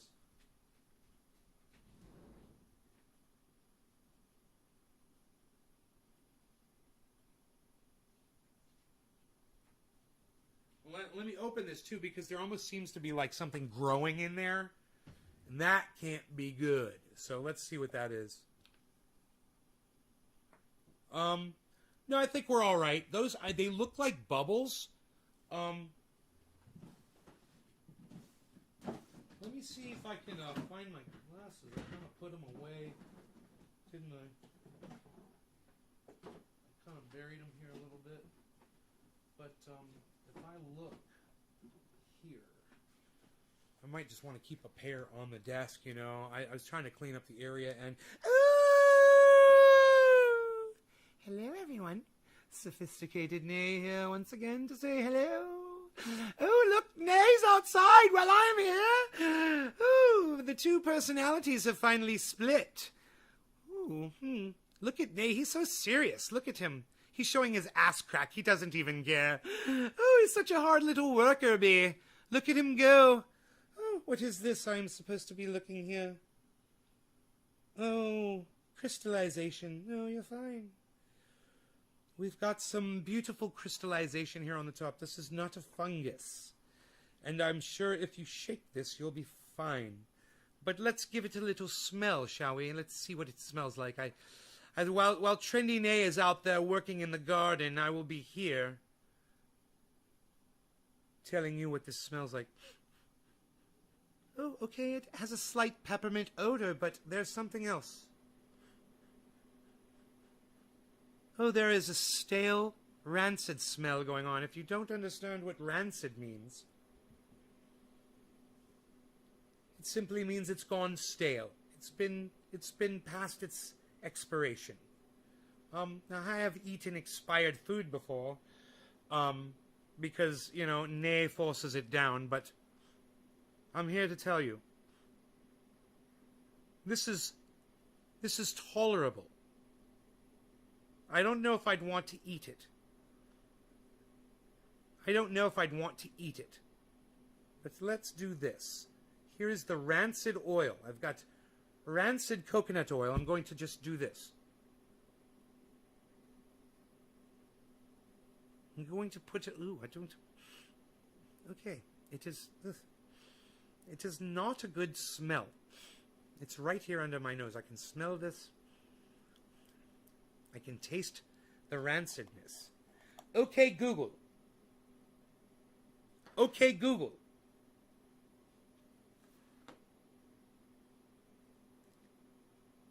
Oh, the phone is off. He must turn the phone off now, Let us see. We'll ask and see if rancid coconut oil is dangerous for consumption. Because I put it on my lips. I put it on my lips. Oh, look at look at Trendy Nay. Look at Nay in the garden. What is he doing? I never pay attention when he goes down there. Oh, I'm busy doing other things, of course. Use pin. Okay, I shall. I happen to know it too. Okay, here we go. Here, I can really see this phone well with these glasses. What am I looking for here? Oh, I was going to do one of those. Yes. Okay, Google. Is rancid coconut oil dangerous for consumption?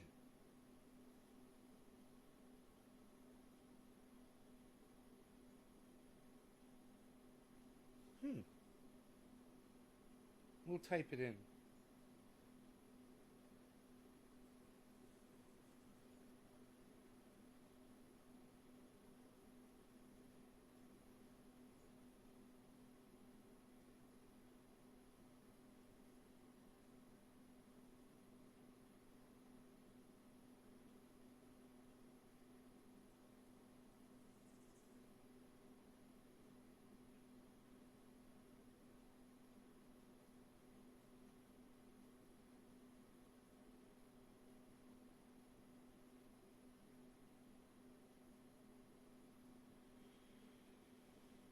The risk of consuming an expired coconut.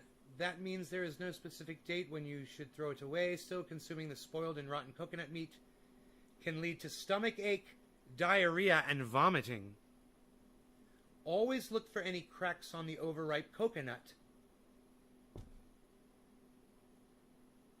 Let's try the oil.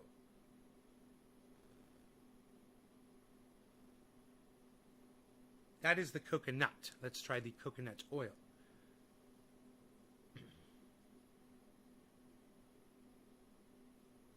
Eating rancid fat may not make you sick over the short term, but consuming rancid fat over time can negatively affect your health. Even health-promoting healthy fats will become unhealthy.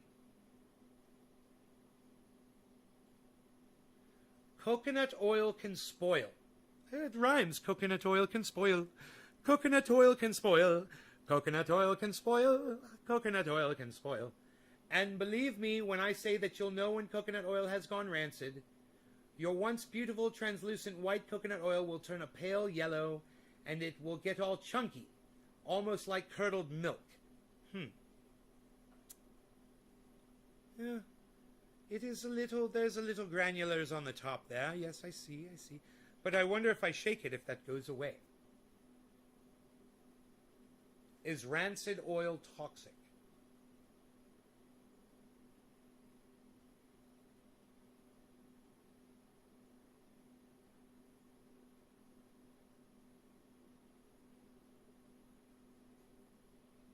Rancid foods.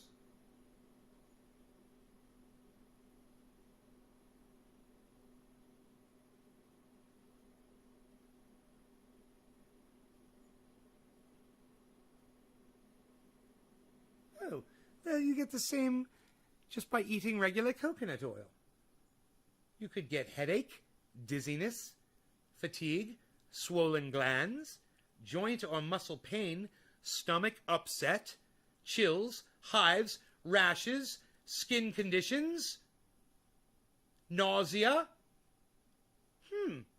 Oh, well, there you go. You seem to get more bad conditions just by eating straight healthy coconut oil.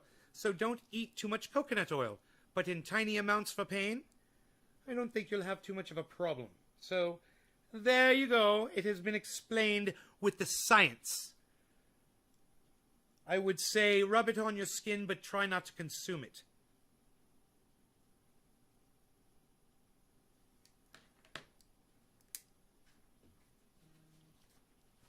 Fucking, why is my phone vibrating? Fuck that shit. Fuck you, phone. I thought you were off. Psst. Unreal. Let's shake this up. There's some residue in there. I see a little residue. I want to see what happens if I give it a good shaking. This is an old bottle, guys. That's an old bottle. But this stuff isn't as old because I'm sure it's been refilled multiple times. Okay, so looking at it, it does have some degree of debris in there. But understand, this has been used for a long time outside when my hands are dirty and I'm just dipping my fucking fingers in there. I'm literally just dipping my fingers in there and going like this. I'm put my fingers in, rub it all over my body. Put my fingers in, rub it all over my face and my neck. That's what I do. So I'm putting dirt and germs and whatever in this. That's not helping. But I think that aside from that, and there's times when I leave it open too, when I'm using it, it's sitting on the table and I'm out there and I look over, I'm like, oh, I left that shit open. I got to put the cap back on it. You know? Right. Well, I was thinking, Billy, what if I increase the amount of peppermint oil?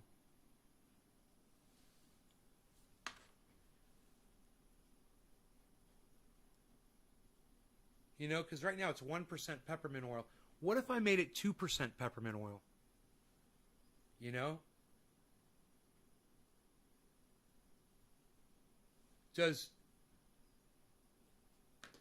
It's on my lips right here?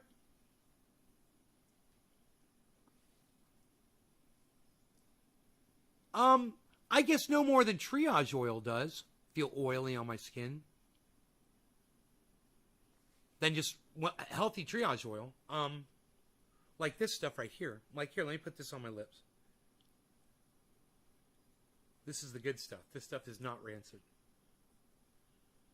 But I wouldn't even say put rancid triage oil near your mouth. But if you've got pain somewhere, like I'm trying to think if I have pain anywhere on my body right now, but I really don't. Where triage oil would work. I don't really want to put the rancid oil on my body because I don't really want the smell on me. I don't really like the smell, you know, but I really kind of want to find out if it still works. Because oil uses its properties, loses its vitamins, but I don't know if the carrier property still works, you know? So, okay, Google. Does peppermint oil help preserve coconut oil? Here is some information for. Can you mix coconut oil and peppermint oil? According to Medical News Today, people who want to use peppermint essential oil for pain, headaches, or itching can apply the oil to the skin by diluting it in enough. Why did it stop? It doesn't answer my question exactly. All right, but we might get an answer to it.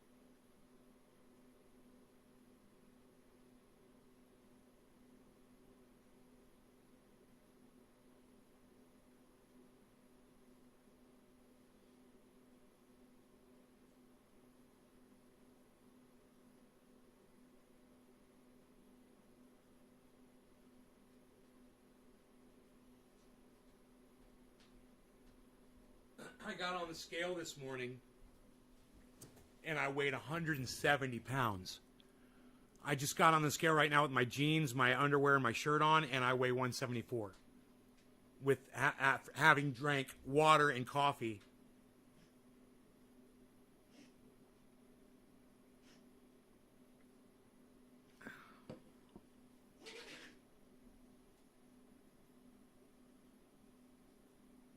Rogi's sneezing, man. I hope he doesn't have a foxtail in his nose.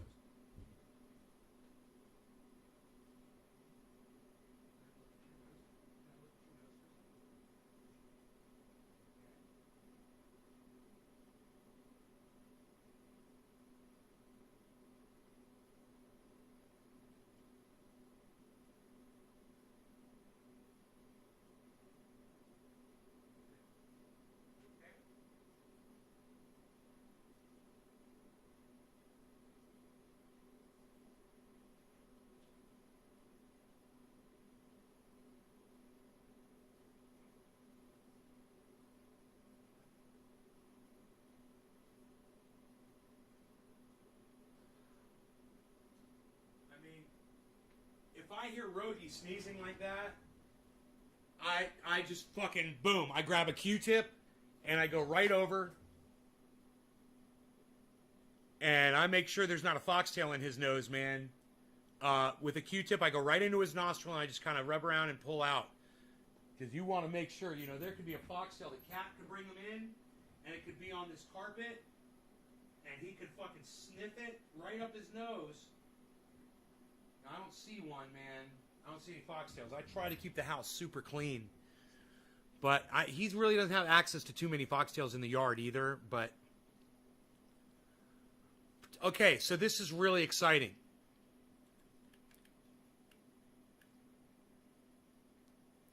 Phil Webster, what's up?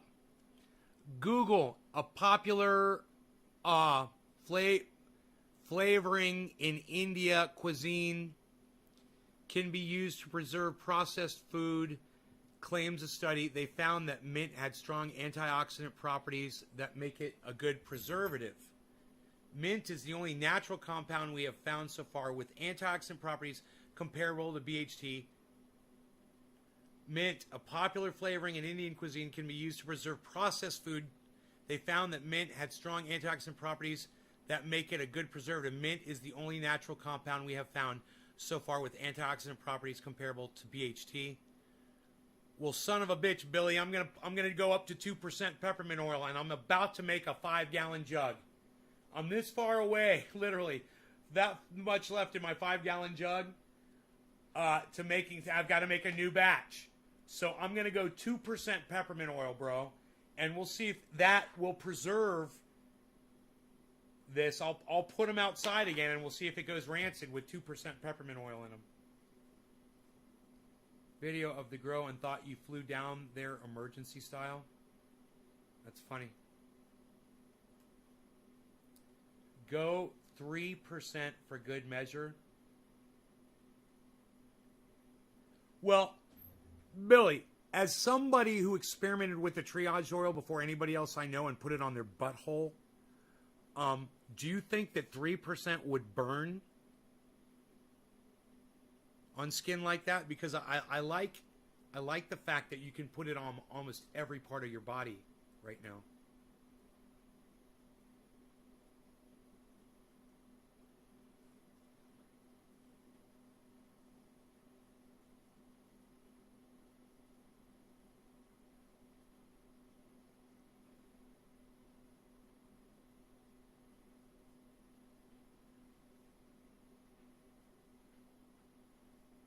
I mean, that's going to be a lot of peppermint oil when I think about it. If I'm doing 1% is a half cup. 2% is going to be a whole cup of fucking peppermint oil, bro.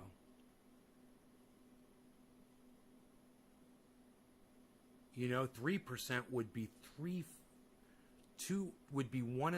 cups of peppermint oil. I just think that would be too strong, man.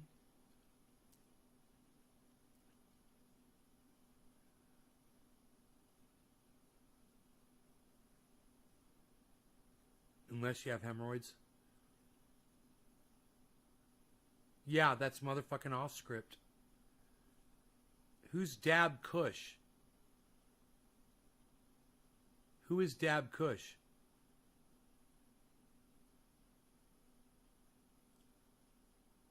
A car next to me at lunch, bumper sticker. Republicans are the same shit, different pile.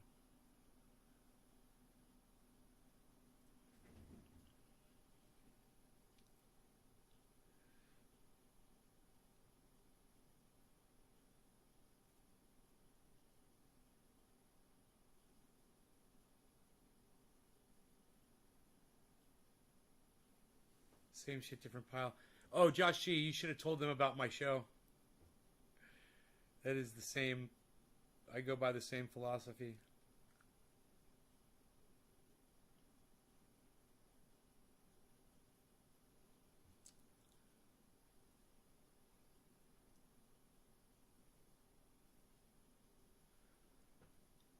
Oh, this must have been when I was planting that lettuce, man. That's when I was planting the lettuce that I found on the ground. Oh, you guys, good news about all the lettuce that I planted. Remember I told you the big ones didn't make it and the little ones did?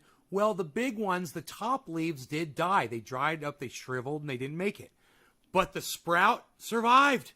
So even the big ones that I put in, those all made it too, and everything, all the lettuce shoots that I put in the dirt, they're all going to produce lettuce. It's exciting. So I'll always have lettuce in there because it'll always produce seeds. I can hear me. I hear me down in there working.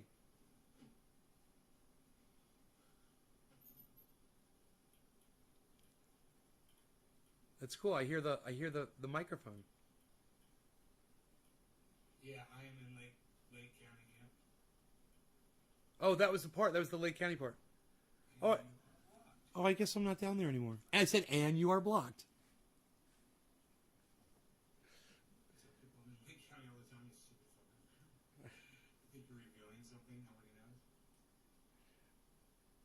Always tie my hair back when I go outside. Did you guys enjoy that? It's a good habit. It's a good habit that I get into.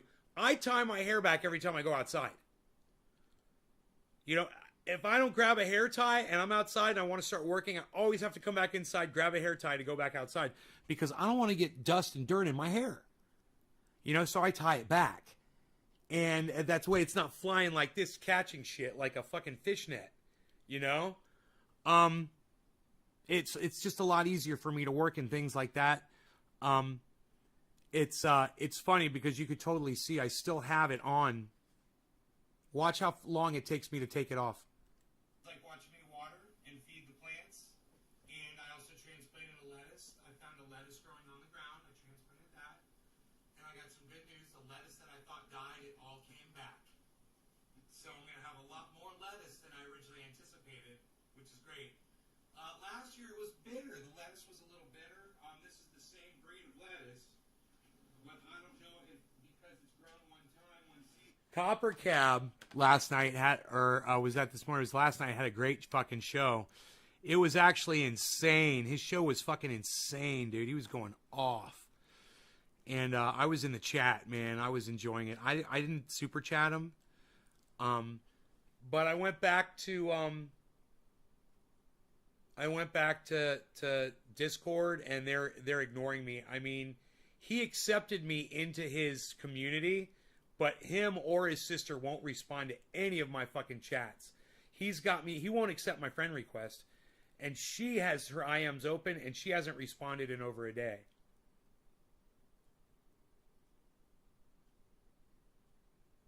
I think I'll have some choice words for both of them.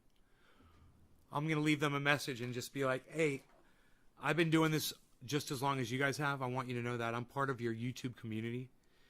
And this isn't how podcasters treat other podcasters. Whether you disagree or not, you know, I'm not whipping my titties out and pressing them together and doing sexual fucking innuendo like you guys are on your fucking show. And I'm just saying, man, you guys got a lot of fucking nerve not even saying no thank you to me. Just because you disagree with my fucking content.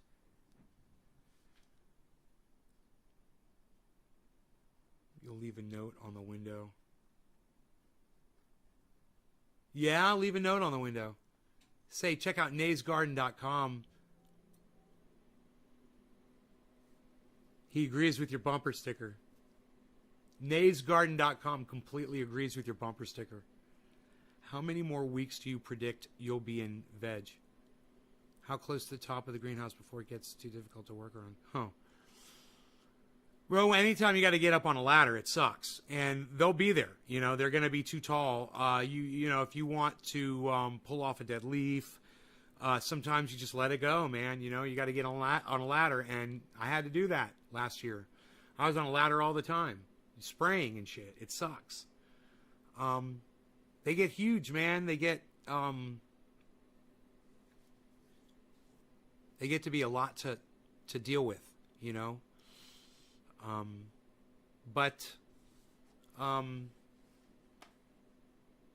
You know, I could limit their growth. I could make them smaller, you know. I have that ability.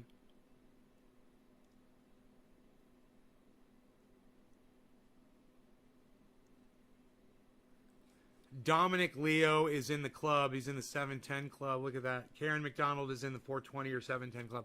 That is so cool to see you guys with your badges in the YouTube chat. I feel so official. I feel so official.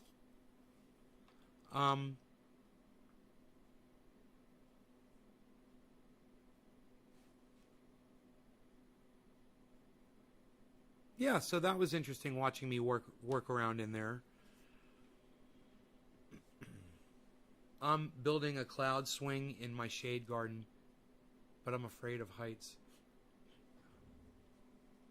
Well, I'm afraid of heights too, but I'll be able to go up on my roof. I mean, I work on my roof all the time. I climb ladders and shit. I'm okay with that. The heights that I'm afraid of are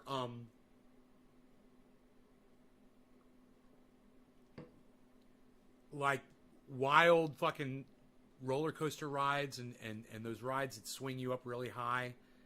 You know, I'll go up in a really high Ferris wheel, but that's about it. You know, I don't want to go up on something that's swinging me around violently, you know? I don't mind flying. I don't mind being up on tall buildings, on balconies. I'm cool, man. I'll go right to the edge and I'll look over. I'm fine. But I don't want to fucking bungee jump. I don't want to fucking jump out of an airplane and like you did, bro, all those years, and you probably still do it. Billy Ballantyne, skydiver. Skydive instructor, right, Billy? Aren't you a skydive instructor? Like certified skydive instructor? My legs start shaking. I have a ton of skydives, but I can't climb ladders.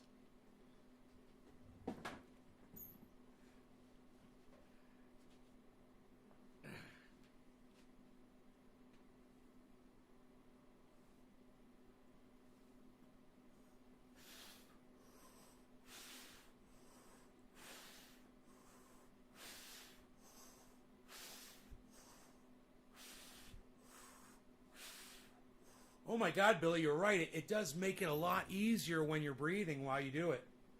Holy shit.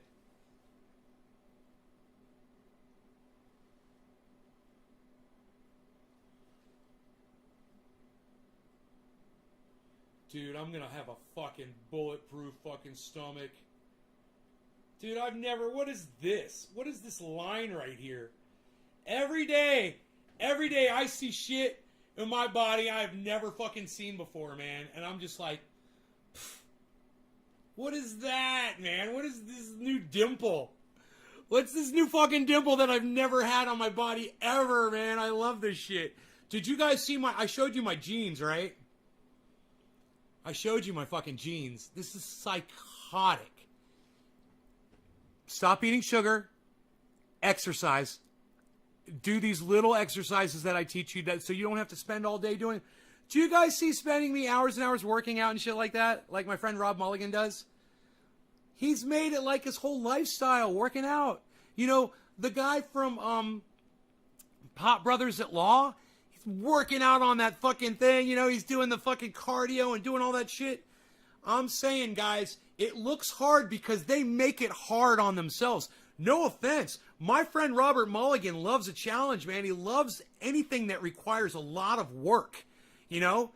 That's how he is. He's fucking driven, and this is fine for him.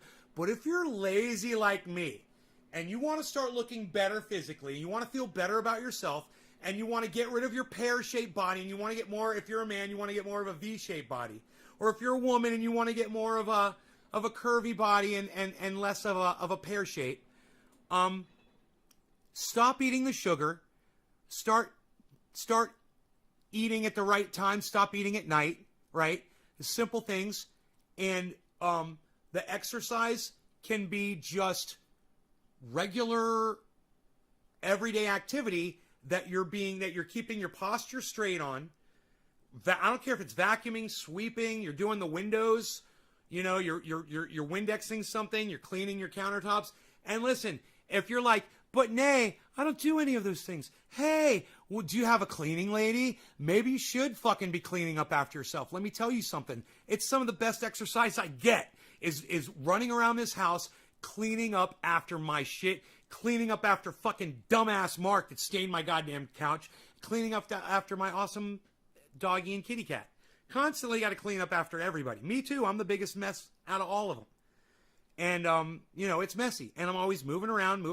Hey, man, don't be lazy. When you're going upstairs, straighten up your posture and walk straight and be conscious about it.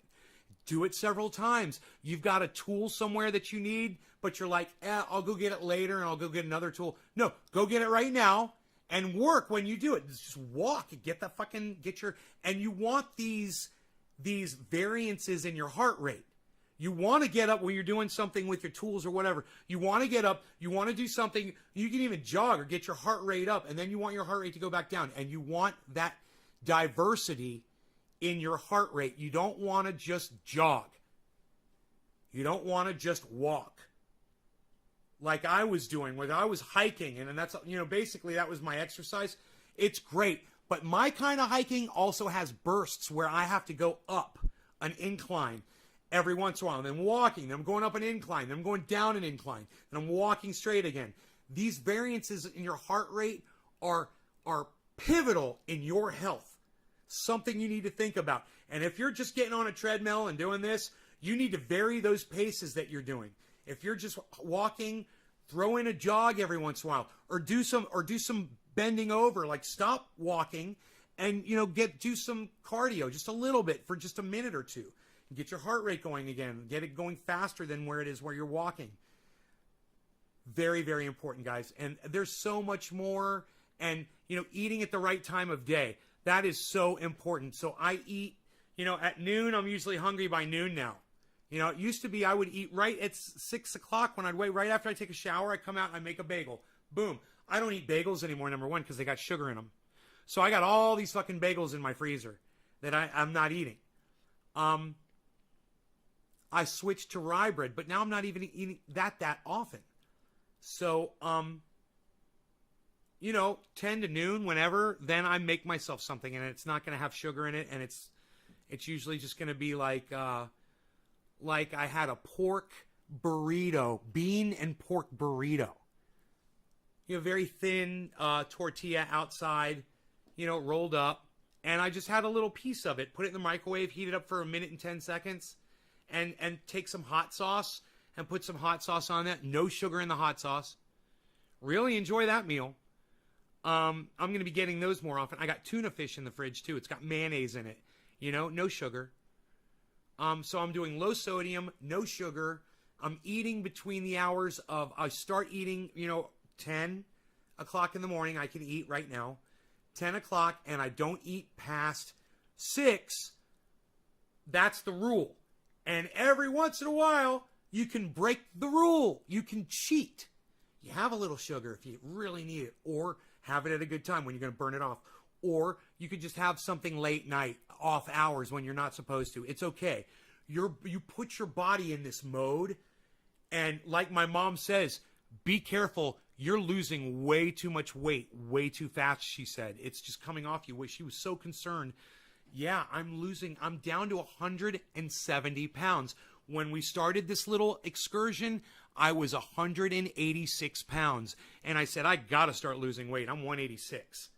I'm 170, period. I'm 170 pounds. That's 16 pounds I've lost.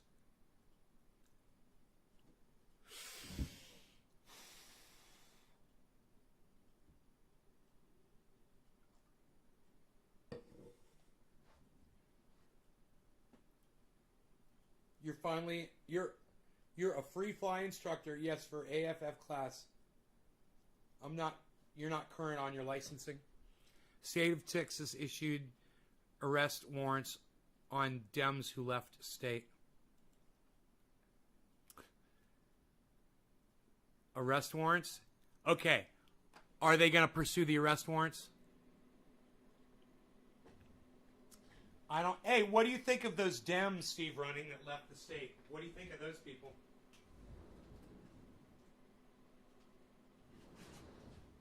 In an attempt to preserve voter rights, for you guys that don't know what's going on, Steve Running does, and I'm proud of him for knowing this and bringing it to the table. The state of Texas, their legislature right now is trying to pass a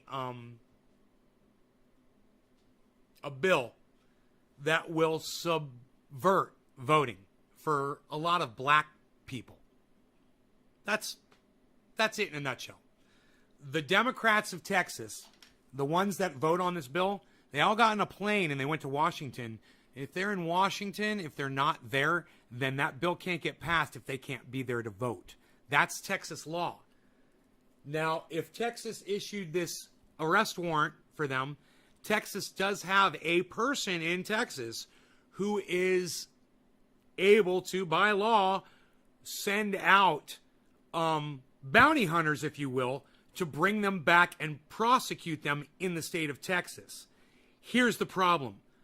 The bounty hunters that Texas send out, they won't have jurisdiction in Washington, so they won't be able to do that. So this is most likely just a, it's what you call an empty gesture on the state, on the part of the Republicans of Texas. It's a threat. It's an empty threat. And most likely nothing's going to come of this.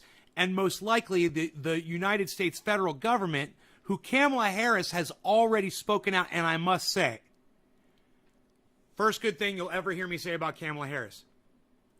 Right here, write it down. She actually spoke out against the assholes in Texas, and she did a good job of it, and she defended these politicians that are now in Washington. And if Washington does an emergency session and they pass a bill to protect these people and to protect the voters of Texas, then everything should be fine. But you know, the Dems over there from Texas have drawn a line in the sand. They've come to Washington and they said that they're sick of all of these stupid Trump supporting cunts that are all over the country that are trying to subvert the black vote. Good bring up, Stephen Running. Rob is buff. Yeah, he is. I have a papaya body right now. Last year I saw what you mean by rot bud that brown no good. Oh, okay, Dom. You're doing great, bro. Smart. PC just crashed. I'm back. The body contains 5 to 20 pounds of shit. Dab Kush. Yeah, Dab Kush. Didn't I ask you who you were before?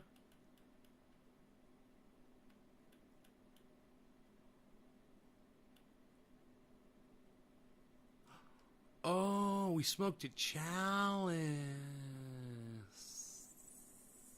Were you Ninja Dab? Were you Ninja Dab? Was that you? Who were you when we smoked at Chalice? This is great. This is your life. Man, 13 people watching. Hey, man, nobody wants to hear about our relationship and us smokings. Look, everybody's left the goddamn live stream. Nobody wants to hear it.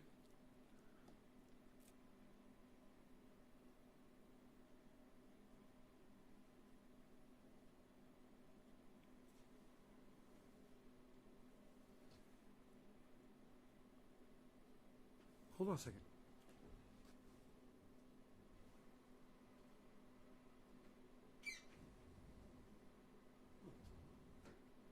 Hearing something here in the house, but I don't know what it is. It's weird.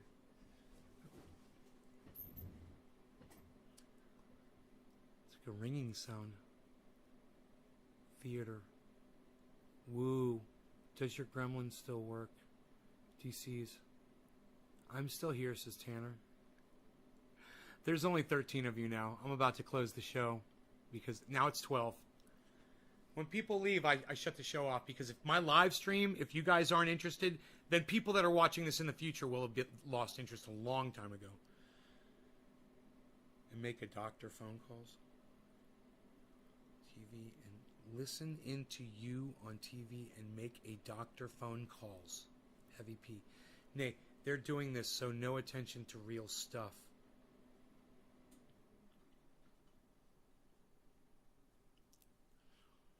It's not easy at first. Well, no, they're doing it. Steve Running, who's doing it? Steve, who's they? Steve Running, who's they?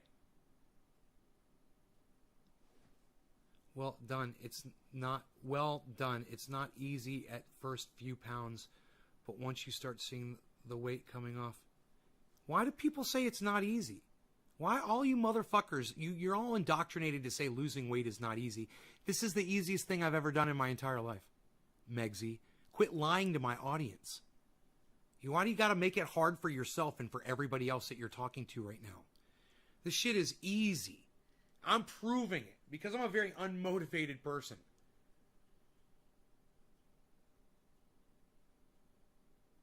Mainstream media is doing what? What is mainstream media doing, Stephen?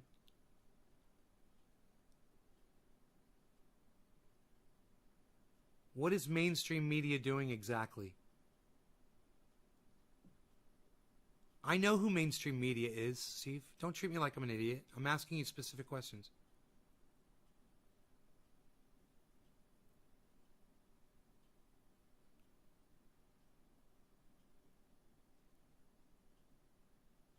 You think I don't know who mainstream media is? They're doing what? You said they're doing this. They're doing what? They're doing what?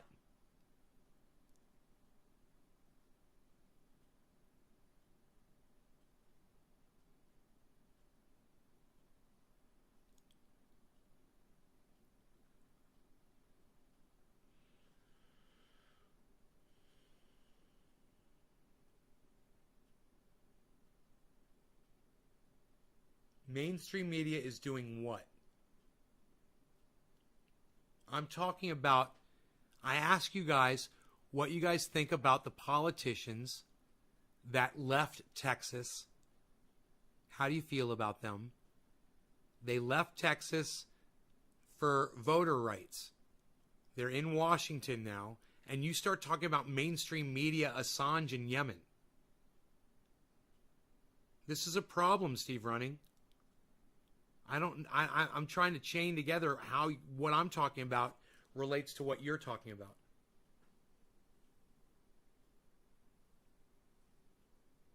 I've been sitting here trying to figure this out for the last 3 minutes and you can't seem to answer my questions. Syria M, no coverage real. And once again, I ask you, why are you talking about Syria?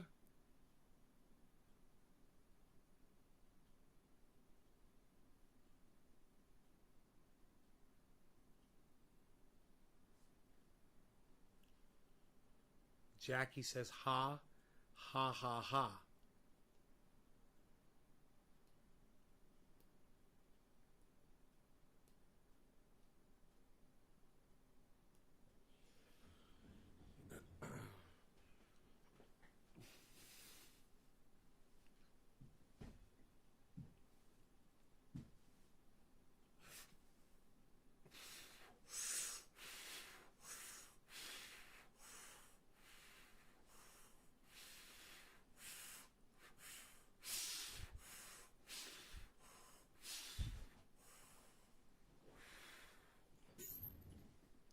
Steve Running, I'm fucking done with you. You're an idiot. Fuck off, dude. You're such an asshole. Now you just say the name Aaron Mate. Fuck off, Steven. Dude, I'm literally sitting here talking about... Just fuck off. You guys, everyone take care. I'll see you guys later. Love you guys. 20 seconds of me waving goodbye to everybody except for Steven Running, who's an asshole. You're a fucking asshole, Steve.